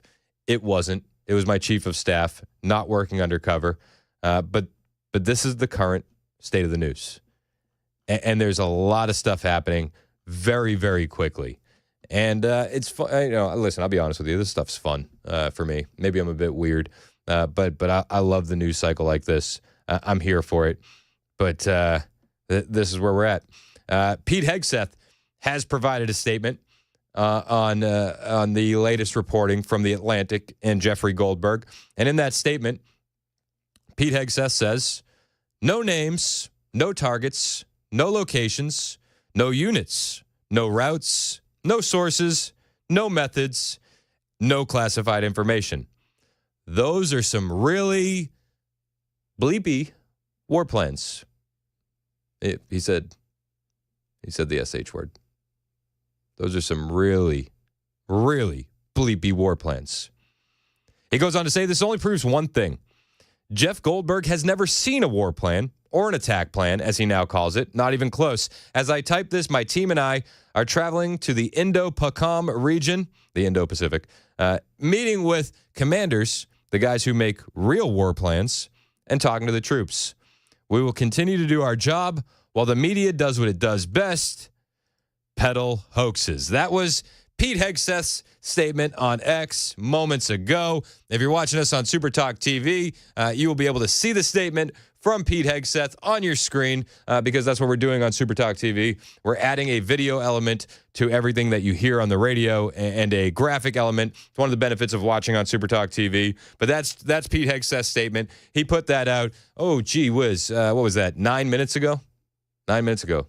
I mean, we're on top of it here. I'll be perfectly honest with you. And one of the reasons that we're on top of it is because we crowdsource a lot of this. You guys are a very important part of this show. And while I'm doing my thing, you guys are texting in links and sending in tweets and sending in articles. And just taking an opportunity to thank you, the audience, for always assisting in this program on The Chris Hand Show. We truly greatly appreciate it. The crowdsourcing is what makes this station so strong. And we do it on the Super Text line. We do it on the YouTube chat. We do it on the phone lines at 615-737-9986. That was Hegseth's statement. The Atlantic released so-called war plans, and those plans include no names, no targets, no locations, no units, no routes, no sources, no methods, and no classified information. Those are some really bleepy war plans. I would agree. I would tend to agree. You want to join the conversation? You can, 615-737-9986. Jim in Nashville, you're next on Super Talk. What's up, Jim? Hey, Chris. I'm just wondering, one thing I've not heard about all of this with regards to what Goldberg did. If he received information that he knew was classified and released classified information, is that not prosecutable? I mean, I don't know. I feel like you could, but I feel like that would almost be an even worse look for the administration at this point, right? Like, you're going to prosecute a journalist that was accidentally invited to a chat, which is what their official story is right now, right? That it was an accident. Or official story, but if you've got classified information in your possession and you knowingly release it, whether it was not classified, I mean, they're going down the rabbit hole trying to make it a bigger issue than it is. I'm tit for tat. Yeah, no, I hear you. I mean, but I don't know. I'm not in the business of advocating for prosecuting journalists. I don't. Even really lousy journalists who promote and publish bovine scotology, as the great Uncle Phil would say, I don't want to. I'm not going to advocate for prosecuting journalists. I hear where you're at, and let me just be perfectly clear, Jim. And I appreciate your call. You are not the only person who has stated that should happen. But no, I don't want to prosecute journalists. I just don't. This is turning out, though, to look worse and worse for Goldberg. I have breaking information, classified information. Never mind, it's sensitive information. But I have war plans. Never mind, it's attack plans. Never mind, it's nothing. Turned out to be nothing. That doesn't mean the mainstream media isn't going to run with this. That doesn't mean that this isn't going to be the biggest story for the next week or two. And that doesn't mean that we shouldn't prepare ourselves to combat the narratives of the left. We have to be ready for this stuff. Make no mistake about it. The people that aren't paying attention are getting a very, very small, very, very deliberate piece of the narrative delivered to them currently by the mainstream media. We got to be ready to combat it. So we'll keep you ready for that here on Super Talk 99.7 WTN. It's currently 10:51. We'll do a little bit more of the signal gate. I did it myself. I hate the word gate. It's so lazy. But we'll do it. We'll keep covering a little bit.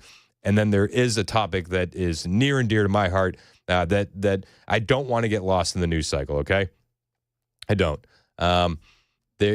President Trump yesterday signed just a gang of executive orders. And during the election, one of the groups that we knew was going to sit out were Christians. And I don't necessarily want to rub the noses in of the Christians who didn't vote, but I do want to highlight what President Trump is doing for the pro-life community. He's going a step further than any other president before, since, well, the last time he was in office. And we'll talk about it on Super Talk 99.7 WTN.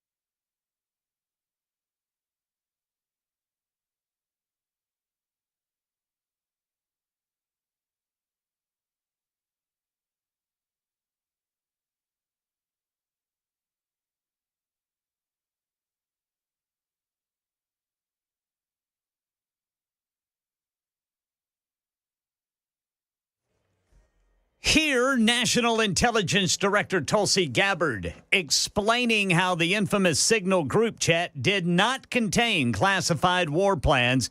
Got that cut for you and more coming up at 11 on Super Talk 99.7 WTN. Thank you, Ken Weaver. What's going on, Brother Hand? Did you Lysol down that studio, bro? Because Joan Jones. I understand she lost her voice. She was a bit on the struggle bus today. Yeah, I've been looking for it, but I can't find it either. All right. Well, she had that warrior spirit, man. She powered through. She kept going. Shout out to Joan Jones, who I hope is resting now. Joan Jones is tough. 100%. But I was saying to Mason, and you can probably commiserate with this, doing that morning show to get better is probably the hardest shift. Yes. To feel better. Yeah, because you don't sleep. I know. And in order to get better, you've got to sleep. Yep. You're absolutely right. Hey, on the way, I do want to take a little break from Signal Gate. I do. You don't have to call it that, Brother Chris. I don't know what I should call it, though. Like, if I say that, everybody knows what I'm talking about. But it's just, like, I really loathe adding gate to anything. The signal slip up. Signal trap. I just call it the group chat. Setup gate. That's what I'm going to call it. Nah, you're still using gate, though. Well, we could say it's the just signal setup. It's just another reminder to the EU. Yeah, honestly. That to me was one of the big takeaways that nobody's covering. I heard Charlie Kirk mention it's like what the administration did show in that chat is that their public position is the same as their private position, which Hillary Clinton knew nothing about, if you recall that statement back in the day. But when we get back, remember during the campaign, Christians were going to be sitting out? Well, hey, Christians, you almost cost us the most pro-life president in history. Donald Trump making this statement yesterday. If Planned Parenthood is defunded, would you look into the harvesting of baby organs that they've done throughout the years and maybe go after some criminal prosecution on that? Well, I think you're talking about a subject that is a heated subject, and we'll look into it. We're going to look into everything, but that's certainly a subject that's been debated for a long time, and we will look into it, yeah. We will look into it. We'll dive into those comments. What exactly is he looking into? It's been a couple years since this story was the big story, so we'll cover that when we get back. It's 11:01. I'm getting the very fast windmill from Mason. It's Super Talk 99.7 WTN.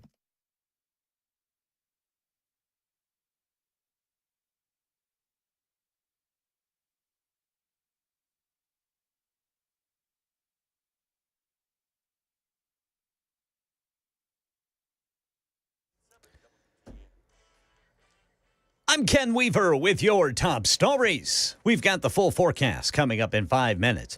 Well, The Atlantic has published the entirety of the group chat conversation that their editor-in-chief Jeffrey Goldberg saw.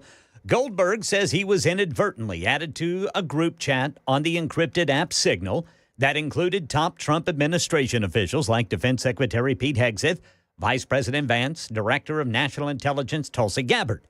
The White House has pushed back on whether the messages were classified at a time they were shared by the group.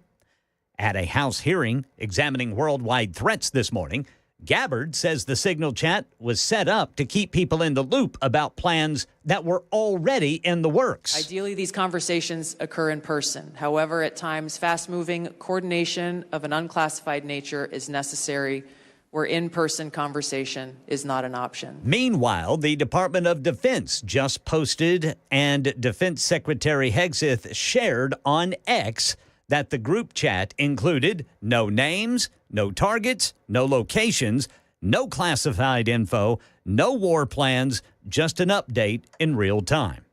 In a 7-2 decision, the U.S. Supreme Court has upheld a Biden gun law. A significant decision here at a time when the nation is facing a crisis of ghost guns. Those are the untraceable weapons that most often are made at home from kits or homemade parts.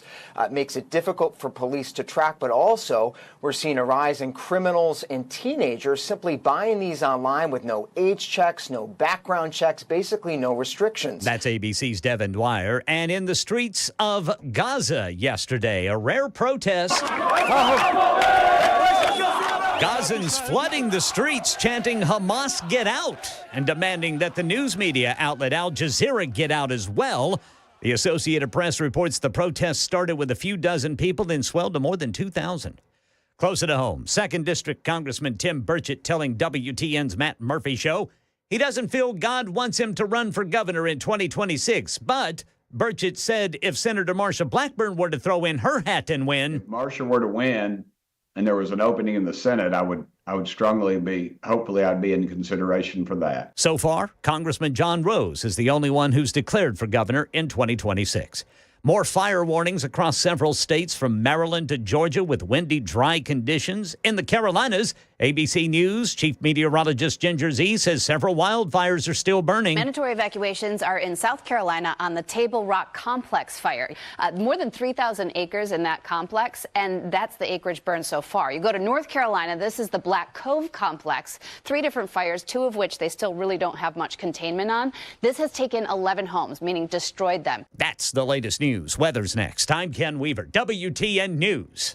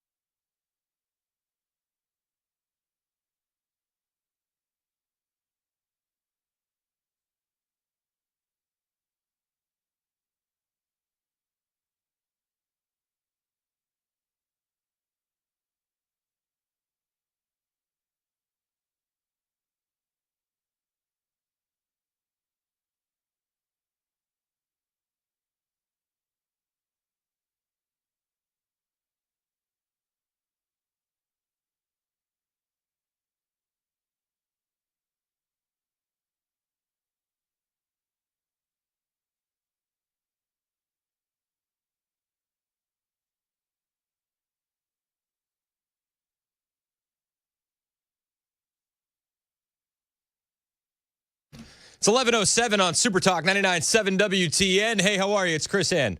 Show's brought to you by our friends at Better Water LLC. Water filtration systems, water softeners. You get them at betterwater.com. Love those guys. You can listen to the show anywhere. The FM dial, the iHeartRadio app, the TuneIn app. You can watch us on Super Talk TV, Facebook, Twitter, Twitch, our personal favorite, YouTube, where we ask you to like and subscribe. We need that. The kids got to go to summer camp. They want to eat more than bread and water, and I tell them we got to get those likes up. Got to get those likes up. Or it's going to be a really lousy summer camp. I'll just be honest with you. No, it's free to do. Hit like, hit subscribe, share the show with your friends. I think we said yesterday a reference to the movie Holes. Yeah. Camp Green Lake, yellow spotted lizards. Just saying. We're, we gotta let them know. Get those likes up. All right, but I do want to take a break from Signalgate. A lot of people on the text line are offering different names that I could call it because I hate Gate. It's the Watergate Hotel. That's why it was Watergate. Yeah. Joe said, call it Deepgate. Same issue. Same issue. 8569 said, call it Setup Gate. It's the same issue with the gate. It's the gate issue, not the signal part. 7967 said, call it the Goldberg goof. Okay. All right, we're getting a little closer. I like that. This is unrelated, but 8652 said if I keep bringing up liking and subscribing, they're going to call it Summer Camp Gate.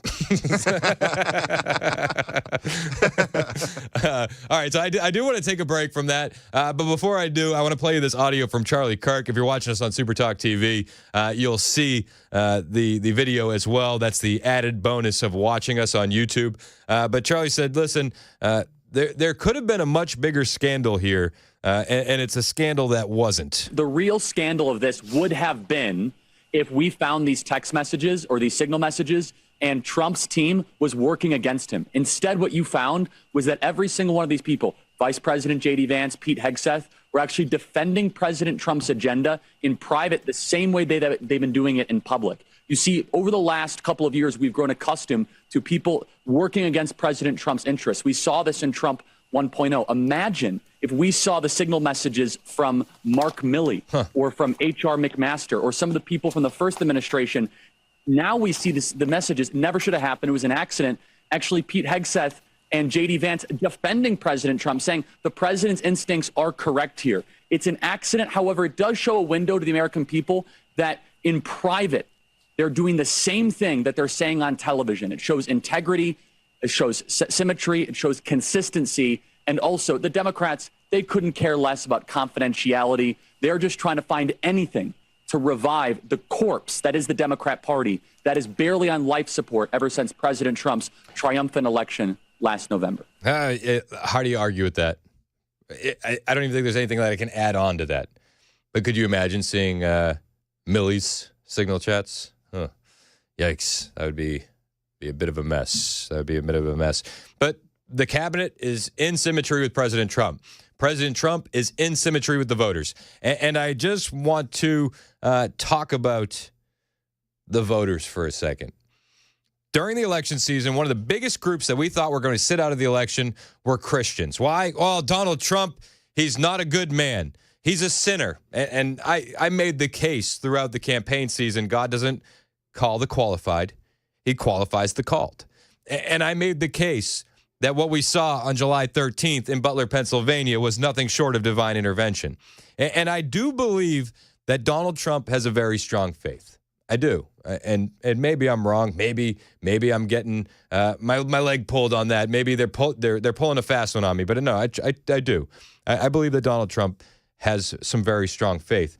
And to the Christians who didn't agree with that, who sat the election out, I just want to know how you feel about the latest developments with Trump and the pro-life movement.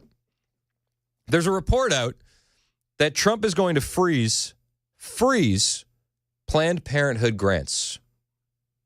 They're going to freeze that money. Planned Parenthood is one of the most evil organizations in the history of this country. It was created to control the overwhelming growth of the black population. You want to talk about racism? Its roots are right there in Planned Parenthood. And Trump's administration, well, they're planning to freeze federal grants to Planned Parenthood worth about $120 million this year. That's according to a Wall Street Journal report yesterday. Where are my pro-life Christians at? Where are you guys? You in the back?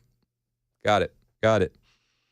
The outlet cited several anonymous people saying they're familiar with the anticipated move on the abortion provider. The Wall Street Journal said the money for the groups affiliated with Planned Parenthood would be held while the administration reviews whether any of the funds were used in DEI efforts. This pause may be announced within days. Planned Parenthood is one of the largest provider of abortions. They provide sex change hormones, sex change drugs to kids, including puberty blockers. This is an evil organization, and your tax dollars have been going to it for years. You're anti-abortion, your tax dollars support it. You're pro-life, your tax dollars aren't. The report is that Donald Trump could be freezing this money. I believe he will. I believe he will. HHS is reviewing grants to ensure compliance with President Trump's executive orders, a spokesperson for the Department of Health and Human Services told Reuters. In January, the Trump administration publicly flagged its intentions to pause grants and loans across the health sector. In response, Karen Stone, Vice President of Public Policy and Government Relations at Planned Parenthood Action Fund, called the move reckless. I'm sure she would. You gotta hang on to those government gibs as long as you can, right? Got to keep killing babies. The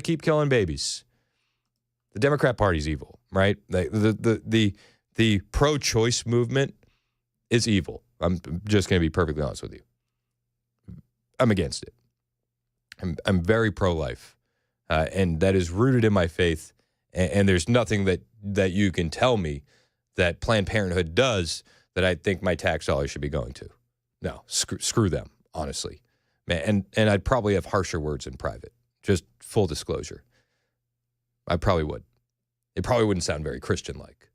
I think these people are demonic. I think that the actions that they take are demonic. And I think that as we move away from this chapter in American history, which I do believe will be won by the pro-life movement, we're going to look back on the era of Planned Parenthood, and it is going to be a stain on this country. And we had Seth Gruber at church last weekend, and he made this point. He said, the president that we deserved in this country was Kamala Harris. When you look at the evil that goes on in this country, yeah, we deserved Kamala Harris. But it was by God's grace we got President Trump. And President Trump was asked yesterday if he would be looking into Planned Parenthood and their selling of baby parts. And Trump said that he's going to be willing to investigate this. Now, this is a story that hasn't gained a lot of attention recently, but it did some years ago. But Trump was asked about this yesterday. This is in response to those reports. He's asked, will you investigate Planned Parenthood for harvesting aborted baby organs? And this might be harsh for you to understand, but they do that, and they do it gleefully. I don't say it's demonic just for the effect, right? Like, it's demonic because it's demonic. It's evil, plain and simple. And a reporter said, "Are you going to be willing to look into this?" If Planned Parenthood is defunded, would you look into the harvesting of baby organs that they've done throughout the years?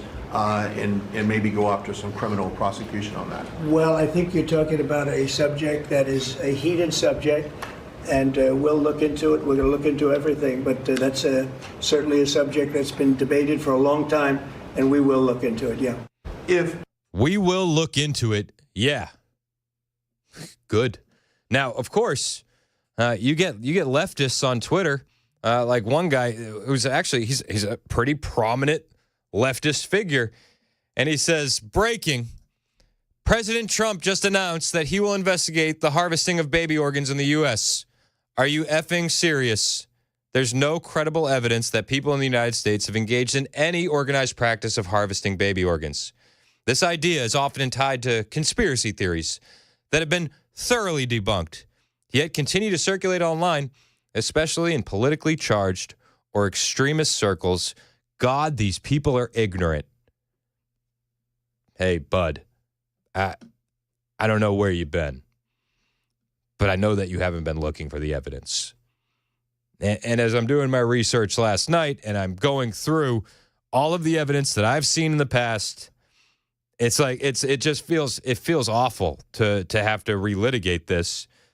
But I'll be honest with you, there's copious amounts of evidence proving just this, where you have the Center for Medical Progress getting undercover videos of Planned Parenthood executives downright gleefully bragging and laughing about the harvesting of baby organs. 6 months or a year ago, you told me about the proposition. And so now every time I do a DNA, I'm like, oh, there's yeah, you already know. I'm like, yeah, I have like a leg for you. I'm like, oh, shit. If other people were to hear me, they'd be like, you're a You might not be able to hear it in that clip because it is an undercover video.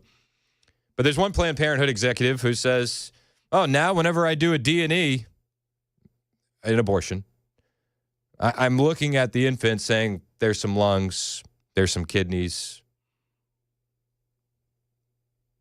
There's no evidence of this. And then you had another executive say, oh, if people heard me talking about this, they'd be like, you're bleeping evil. Yeah, no kidding. No kidding. You are bleeping evil. Planned Parenthood was caught selling livers from aborted babies for $1,500 in undercover videos. $1,500. Planned Parenthood was caught in undercover videos. Executives at Planned Parenthood caught in undercover videos haggling the price of aborted children. Haggling. And this one executive, when she was haggling over it, over the deceased remains of an unborn child, she gleefully said, I want a Lamborghini. I'm sure you do. It's been years since I talked about compensation, so let me just figure out what others are getting at. If this is in the ballpark, and that's fine. If it's still low, then we can talk about it. You would. I want a Lamborghini. I said I want a Lamborghini. Yeah, I want a Lamborghini. I want a Lamborghini. Yeah, these people are going to be investigated. I hope that this ends quickly, but there's no evidence. They say there's no evidence.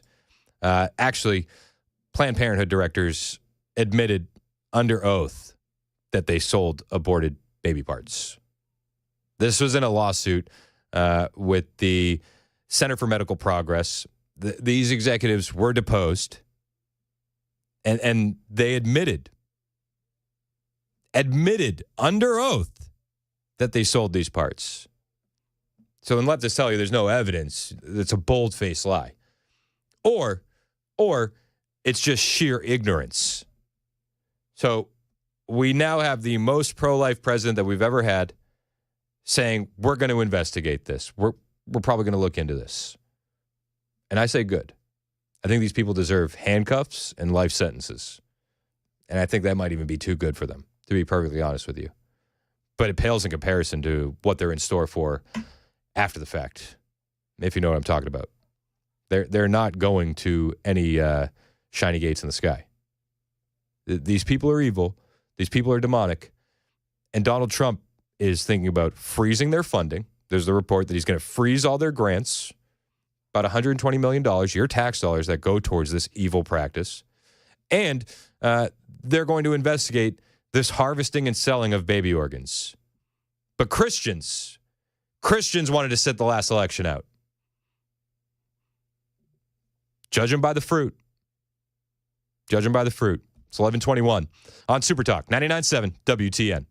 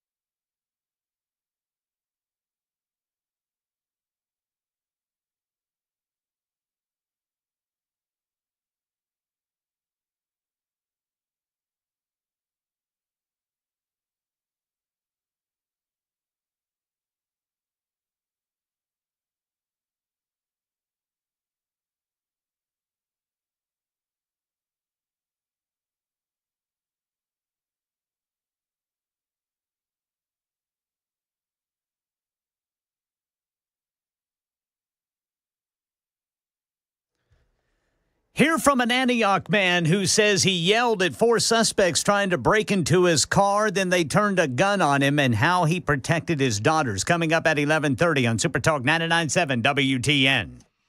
Was it training and arming yourself at the Glock store? That's what he might be headed that way. That's what I would have done. I'll just be perfectly honest with you. It's Super Talk 99.7 WTN. That's Ken Weaver in the newsroom. I'm Chris Hand. 11:26. Show's brought to you by Better Water LLC, water filtration systems, water softeners, betterwater.com. Do you feel like we need a palate cleanser from the hysteria of the news? I feel like occasionally we need a palate cleanser. Some good news. And I got this story yesterday. You follow Matt Van Swole on Twitter? No, I don't. He's he really kind of came to prominence on X covering the devastation after the hurricane in western North Carolina and the flooding. Oh, okay. He was on the ground, and he's, for all intents and purposes, from what I can tell, he seems like a really good guy.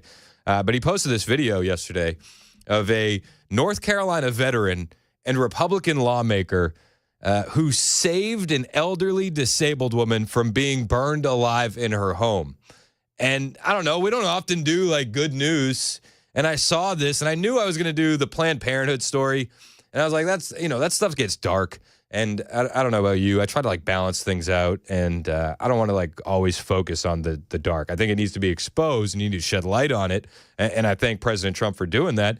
But then you got to balance it out, right?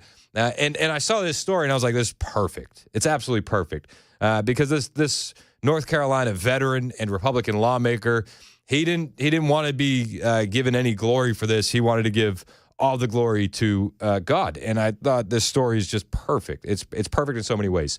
And I thought it'd be a good palate cleanser. Listen to this report from local North Carolina news. 77-year-old woman has another shot at life after being saved from her burning home. Look at the flames here, but it wasn't a firefighter who responded. Only on WRAL, Julian Grace shares who answered the call. It was supposed to be an easy ride up US 1 to Raleigh. That's until he saw it. Smoke coming from a mobile home in Richmond County. And after seeing it, Representative Dean Arp and his wife made a U-turn. Why did you stop? Well, now I believe it was the Lord telling me. I mean, I'm a person of faith, and to me, it was just that small voice that say, go back and look at that. He not only went back, but he rushed the door while his wife Ann jotted down the address. A black plume of smoke greeted him once inside, and when it cleared, sitting right there in her wheelchair was 77-year-old Miss Esther. This is an incredible story. So this lawmaker is driving by this home, and he sees the smoke, and he's like, "Man, what is that?" And he's like, "I gotta go turn around and see what that is." And he has his wife, write down the address, call the authorities, and essentially he breaks into this home. It's a mobile home, completely engulfed in flames. And as he breaks into the home, he sees a 77-year-old woman there sitting in a wheelchair. There was no way this woman was getting out of the home. Let's be perfectly honest. There's no waiting in that scenario. The firefighters, like, God bless them, and you know that they would do the best that they could, but they're too far away, right? They're not going to make it in time. He knew that he felt that pull from the Lord, and he stopped his car and said, no, I'm going to go. Here I am, Lord, send me. Miss Esther. I said, we got to get out of here. Arp quickly rolled her out the door, and about 4 minutes later, the house was fully engulfed. This picture right here is of Miss Esther and Arp moments after leaving the home. And no matter how many times you say it, he won't accept the title of hero. Instead, Arp says what happened that Monday morning is just a part of his testimony. A fellow brother in Christ, just somebody who's trying to help out. We come across people's lives every day, and you never know what to expect. But in that moment, we're God's hands and feet. Amen. And we have to listen to that still small voice. I was blessed by this event. As for Miss Esther, her home is totally destroyed. But she didn't focus on that. Instead, she was grateful that the Arps answered the call. Honestly, I mean, listen, you can rebuild. You can get a new home. What that Republican lawmaker did was absolutely by the grace of God that he was in the right place at the right time. I knew we kind of needed a palate cleanser, and I wasn't sure if I should go this route or if I should play you the clip where Michelle Obama says that she has no intention to run for president ever. I felt like both would be good news, but I'll bring you the Michelle Obama clip when we get back on the other side. It's 11:30 on Super Talk 99.7 WTN.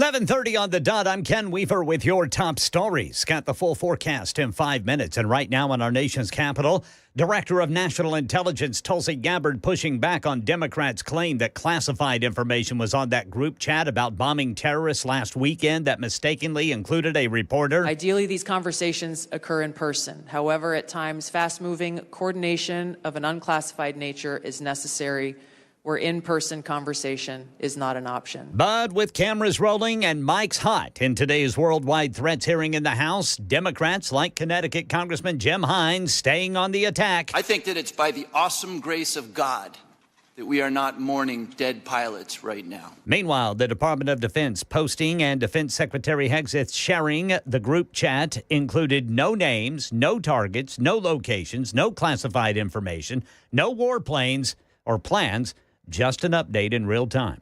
U.S. Supreme Court upholding one of President Biden's gun control laws that requires serial numbers and background checks for people purchasing ghost gun kits. Here's Stephen Portnoy. The High Court holds that the ATF can ban do-it-yourself ghost gun kits with a rule. Conservative Justice Neil Gorsuch wrote the majority opinion, finding that the unfinished frames and receivers of the kits can be regulated under the 1968 Gun Control Act. Two of Gorsuch's conservative colleagues, Clarence Thomas and Samuel Alito, each wrote separate dissents, with Thomas arguing that only Congress can ban the sale of the kits. Metro Police looking for suspects who tried to break into a car in Antioch early Sunday morning, then fired shots at the owner when he yelled at them. Michael Pinson telling Channel 4 he grabbed his daughters to shield them from the bullets, but now there are bullet holes throughout his home. That whole night, I didn't even go to sleep. I waited at the window the whole night with my window up, just waiting. Just basically traumatized in a sort of sense. I'm surprised that I didn't get shot that night. I'm very surprised. Fortunately, no one was hurt. That's the latest news. Weather is next. I'm Ken Weaver, WTN News.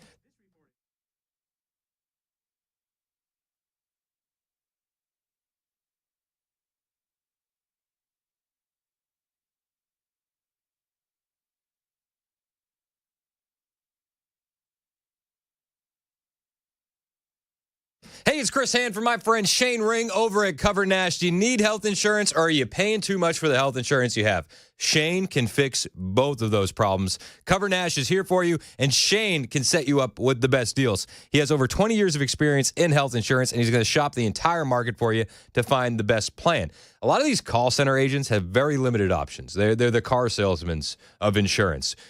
Don't talk to them. Talk to Shane. Shane will shop the entire market for you. He has over 75 different companies to shop from and every type of plan available in the market. You don't want to be taken advantage of by these call center agents. Shane can easily be saving you 30 to 60% on your monthly premiums. Some of these plans will even pay you when you use them. Shane knows what he's talking about. He can break it all down for you. Give him a call today. Set up an appointment. Let him know that Chris Hand sent you. He'll show you how much you could be saving on quality coverage right now. The number for Shane is 615-465-0023, or you can always hit his website, covernash.com. Me, personally, I'm a phone conversation kind of guy. 615-465-0023 is Shane's number to book an appointment with Shane Ring today. Get a quality health plan managed by you, not the government, covernash.com.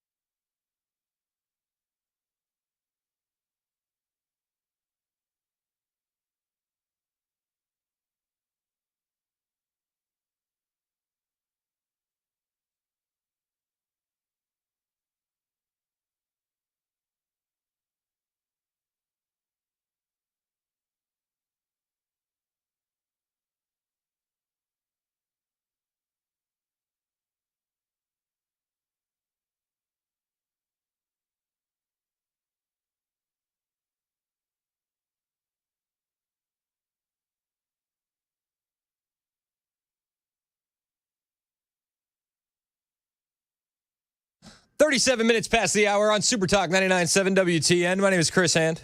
Hope you're doing well. Show is brought to you by Better Water LLC, water filtration systems, water softeners, betterwater.com. A lot of people on the text line really liked that story out of North Carolina with the veteran saving the woman from the burning home. The veteran and Republican lawmaker, I might add, said he felt that pull from God. So listen, I'll tell you what. I got to do a better job of searching out those good news stories. It's really easy. It's really easy to find the bad stuff. It's a little bit more work to find the good stuff, and that's on me. I'll be perfectly honest with you, but I'm going to try and do better. Finding some more of those positive stories, at least a few times a week. They're out there. They're out there if you're looking. So we'll keep looking for those as we continue. The biggest story, however, it's not as positive as you want it to be, especially if you're listening from the leftist Democrat perspective. They want to make it seem like the Trump administration is the most incompetent administration of all time. How that's different than it was before the story broke, I'm not sure. But this is what they're doing. What are we calling it? Is it we just got to stick with Signalgate? Is that what we got to stick with? I think that's what people are. I think that's what we're going with. Yeah, that's what the people want. It's not what I want. You are a man of the people, aren't you? I'm a man of the people. This show is yours, not mine. Donald Trump was asked about this. He actually had an interview last night on News. Is it Newsmax that has Greg Kelly? I believe it's Newsmax. But he has an interview with Greg Kelly. And he's asked about Jeffrey Goldberg and The Atlantic and the story that they're running on the signal messages in the group chat that Jeffrey Goldberg was added to.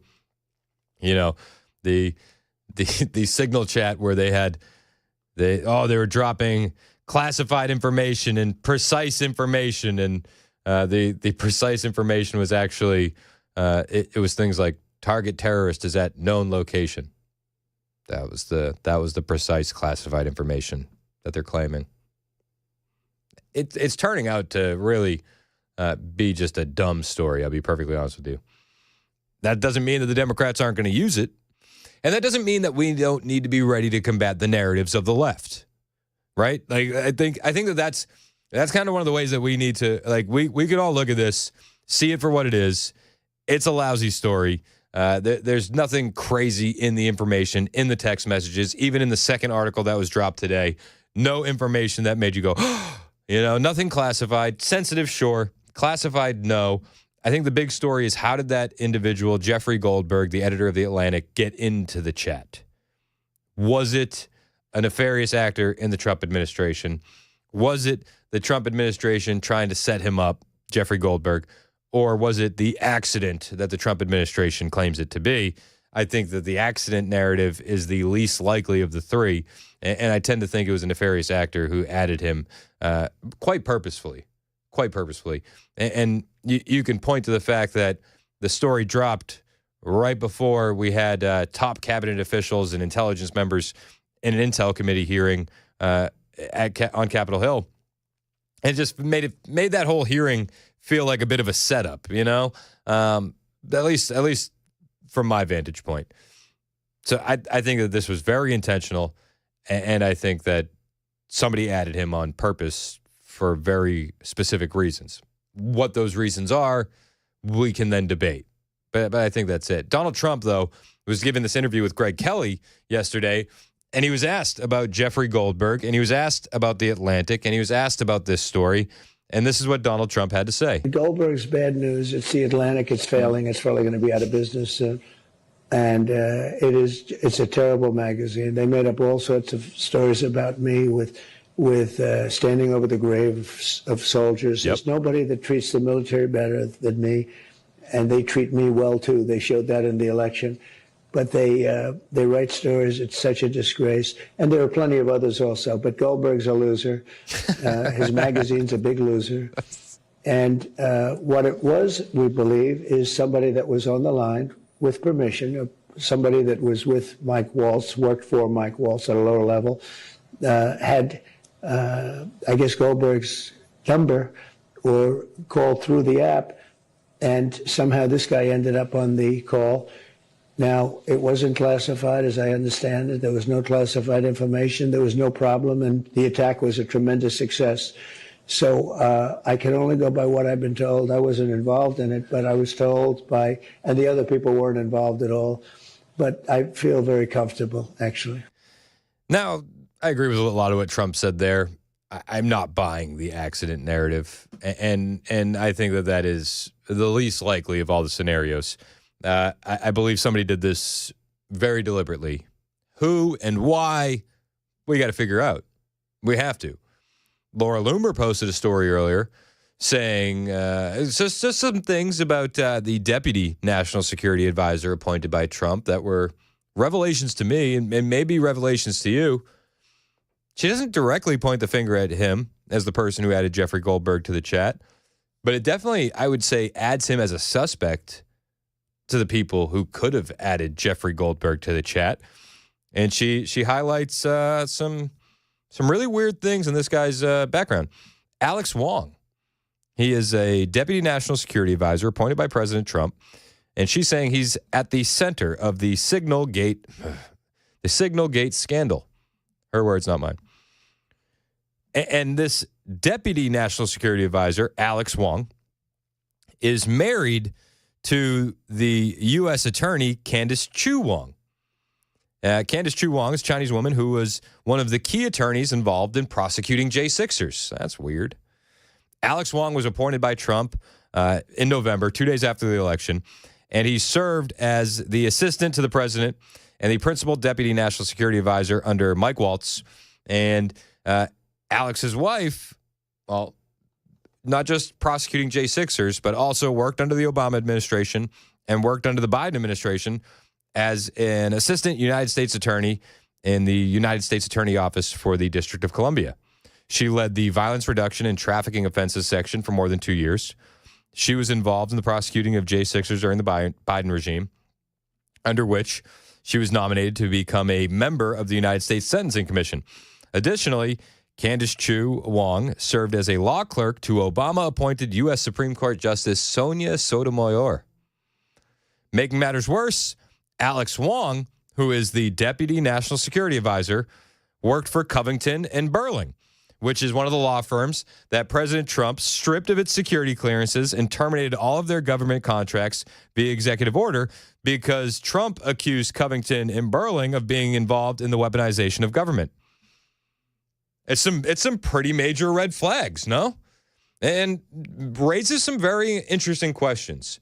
You know, I played a clip of Charlie Kirk earlier talking about how the high-level members of the cabinet are very in tune with the Trump administration's mission and messaging and his vision for the country. They're very in tune with that. But is everybody underneath them very in tune with that? And would you think that somebody who is married to an attorney that was prosecuting J6ers, worked for Biden, worked for Obama, worked for the Obama-appointed Sonia Sotomayor, are they in line with the Trump vision and mission? I think it's a question that's worth asking. I think it's a question that we should all be asking, and I think this is some good reporting by Laura Loomer. A lot of people say Laura Loomer sensationalizes things, and they say things about Laura Loomer. But hey, if the reporting's good, the reporting's good, and I thought that was very interesting, very, very interesting. And there's a lot of questions about this individual. If you go over to X, at Laura Loomer, she provides receipts for all of the claims that she's made. And it's there. Seems to check out. Definitely some interesting questions. I don't believe the accident theory at all.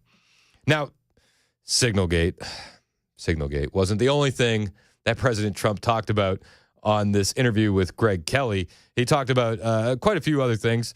One of the things that came up was the Cheneys. The Cheneys came up, and I thought this was funny personally. So I felt like if I enjoyed it as a viewer, I feel like you may enjoy it as a listener. Donald Trump's comments on the Cheneys yesterday with Greg Kelly. This is something that Dick Cheney said publicly in a video. He said, in our nation's 246-year history, there has never been an individual who is a greater threat to our republic than Donald Trump. He said that in a campaign video for his daughter. His daughter has said equally horrendous things To me, that was an invitation, quite frankly, to somebody in or out of government to do something bad to you. I think that is possibly a crime, but overall, we don't know enough about what happened. How do you feel about that? Was it possibly government involvement? Well, we don't know, but when I hear a statement like that from a guy that got us into think of it, they spent billions and billions, almost $1 trillion in the Middle East, blowing up everything, killing people all over the place, engendering tremendous hatred. What a mess. And then just leave. We leave with nothing. And he got us in along with Bush. It was one of the worst decisions ever made in the history of our country. Fact check, true. So when I hear a guy like that make that statement, and, I did something that he couldn't do. He had a certain person that worked for him that they didn't take proper care of. Scooter Libby? Scooter Libby. And Scooter Libby was very badly treated by him and Bush.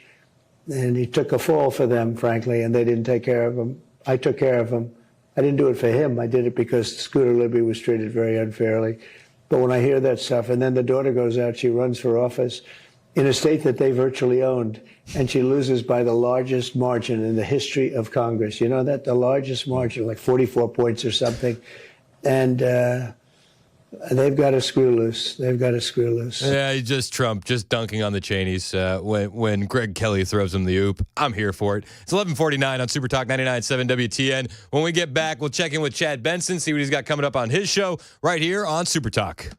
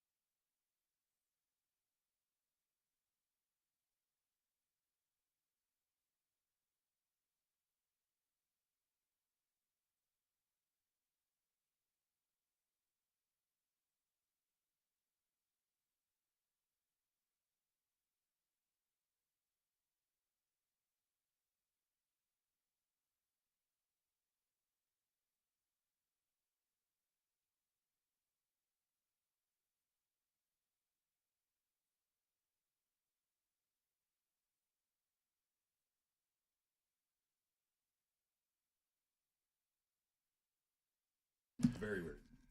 55 minutes past the hour. 55 past the hour. Super Talk 99.7 WTN, as you can tell. Frogs everywhere and they're gay. Chad Benson's in here. Better Water LLC sponsors the show. Water filtration systems, water softeners. Everybody knows why we need them. I don't like them putting chemicals in the water that turn the friggin' frogs gay. The freaking frogs are gay. BetterWater.com. Like That actually sounds really good with Mobb Deep in the background. Did you notice that? Little Mobb Deep, baby. It meshed in. It meshed in there really well. What's up, Chad? What's up, baby? How you doing? I'm ready to rock and roll. How do you feel about the term gate at the end of any scandal? Stupid. For everything, right? Remember, it was Inflategate? Yep. Like anything. Spygate. Yeah, Spygate. Deflategate. Anything that to do with controversy and something where somebody it got caught up in something, right? It's gate. It's a gate. That's right. How dare they? Gate should have been Gates. Whatever happened to that guy? Who, Matt Gates? Does he host in his show, right? Yeah, OAN. Oh, look at him. OAN. Yeah, look at him go. He's the #1 show in his time slot on OAN. Really? That's cool. Yeah. So there's that. I wouldn't put that on a resume. #1 on OAN during my time slot on OAN. Actually, that's pretty good. Oh, that's cool. Yeah, dude, I'm ready to rock and roll. What'd you talk about today? I listened to a little bit of it. We talked about the signal messages, the Atlantic. We gave people tips on how to find articles behind the paywall again. I see you did. And I love how I did watch the part where you made me laugh. You're like, now you guys can all go there and you could find a whole bunch of people that don't feel as guilty as me to give out all this. Because you're like, I'm not, I feel bad. Yeah, I'm not going to share it, but I'll tell you how to do it, but you got to do it on your own. Yeah, and by the way, you guys are on the internet. It's not that hard to figure out how to get around stuff. You know how the internet works, don't you? Yeah. And these people get paid to do this job, so maybe you should throw them a little bone every once in a while. Retweet it. Yeah, there you go. You can find me on Twitter at Chris And on air. I've always said, who was it that said, hey, look, if something's really that important, I doubt it'd be behind a paywall. Honestly, if this was as big of a story as he's claiming it to be, why are you putting it behind a paywall? Well, I mean, so CNN has to pay for it. Did you see? Although they have, last year, they crossed 1 million subscribers on the Atlantic. That's pretty decent. I'm like, I've never seen, by the way, are they an actual magazine or they just pretend to be one? I don't know. Do they actually print it? I don't. Yes, they do, because Ken gets Southern Living to his house. He has never ordered Southern Living. It just shows up. But all right, but that's Southern Living. Yeah. Does the Atlantic actually have a hard copy? I don't know if anybody has. I'll look this Sunday. The mail doesn't come on Sunday, Ken. Well, I don't check it until Sunday. Google if the Atlantic has a hard copy. They have one. I've seen it in airports and stuff. Okay, there you go. Well, see, that's it. I didn't even know people still did. Like, people still have a hard copy? I guess so. I guess what the dentist did. Do you remember, like, magazines used to be cool? Oh, yeah, totally. Oh, swimsuit issue? Hello. Maxim, it was like, this is as close to nudity as we're going to get, guys. Oh, yeah. Yep. I remember that in my teenage years. Reader's Digest was the best. Oh, Reader's Digest, Penthouse Forum. I mean, come on, guys. Let's do it right. Magazines. Oh, my Lord. So, yeah. So, it's going to be fun, man. I'm glad you were having some fun today. Enjoy it. Yeah, we had a good time. Got a lot of calls and a lot of people weighing in on this. And I don't know. I don't buy it was an accident. I don't buy it at all. I understand that's what the administration's going with. About you, Chris. But I'm not here for that. I go right to my guy nothing's an accident. That's my tinfoil. Now, here's the thing. It is, what did Chris Saliza say today? It's Occam Razor, which is simply, you wanted to talk to him for some reason. You may have added him, but to that on accident, but you definitely had his number in your Rolodex. Oh, the Mike Waltz thing was like, I don't know, I might have saved it to the wrong contact. It's like, who? Who's done that? I've had a cell phone since 8th grade. I've never saved the wrong number to the wrong contact. Yeah. I mean, although I did go look at their names. JG. Yeah. There's some guy called Walker. But on the screenshot where it shows who's in the chat, it says you. So we still don't know what Goldberg's it says on somebody else's phone. Well, yeah, we don't know what it says on somebody else's phone. Yeah. What his actual username is. Could say jerk from the Atlantic. It might. Yeah. It might. Or it might say Atlantic Comms. Like they think this is the guy that's running the comms out there in the Atlantic. Yeah, the Atlantic comms. Could be. Chad's in next. It's 12 o'clock.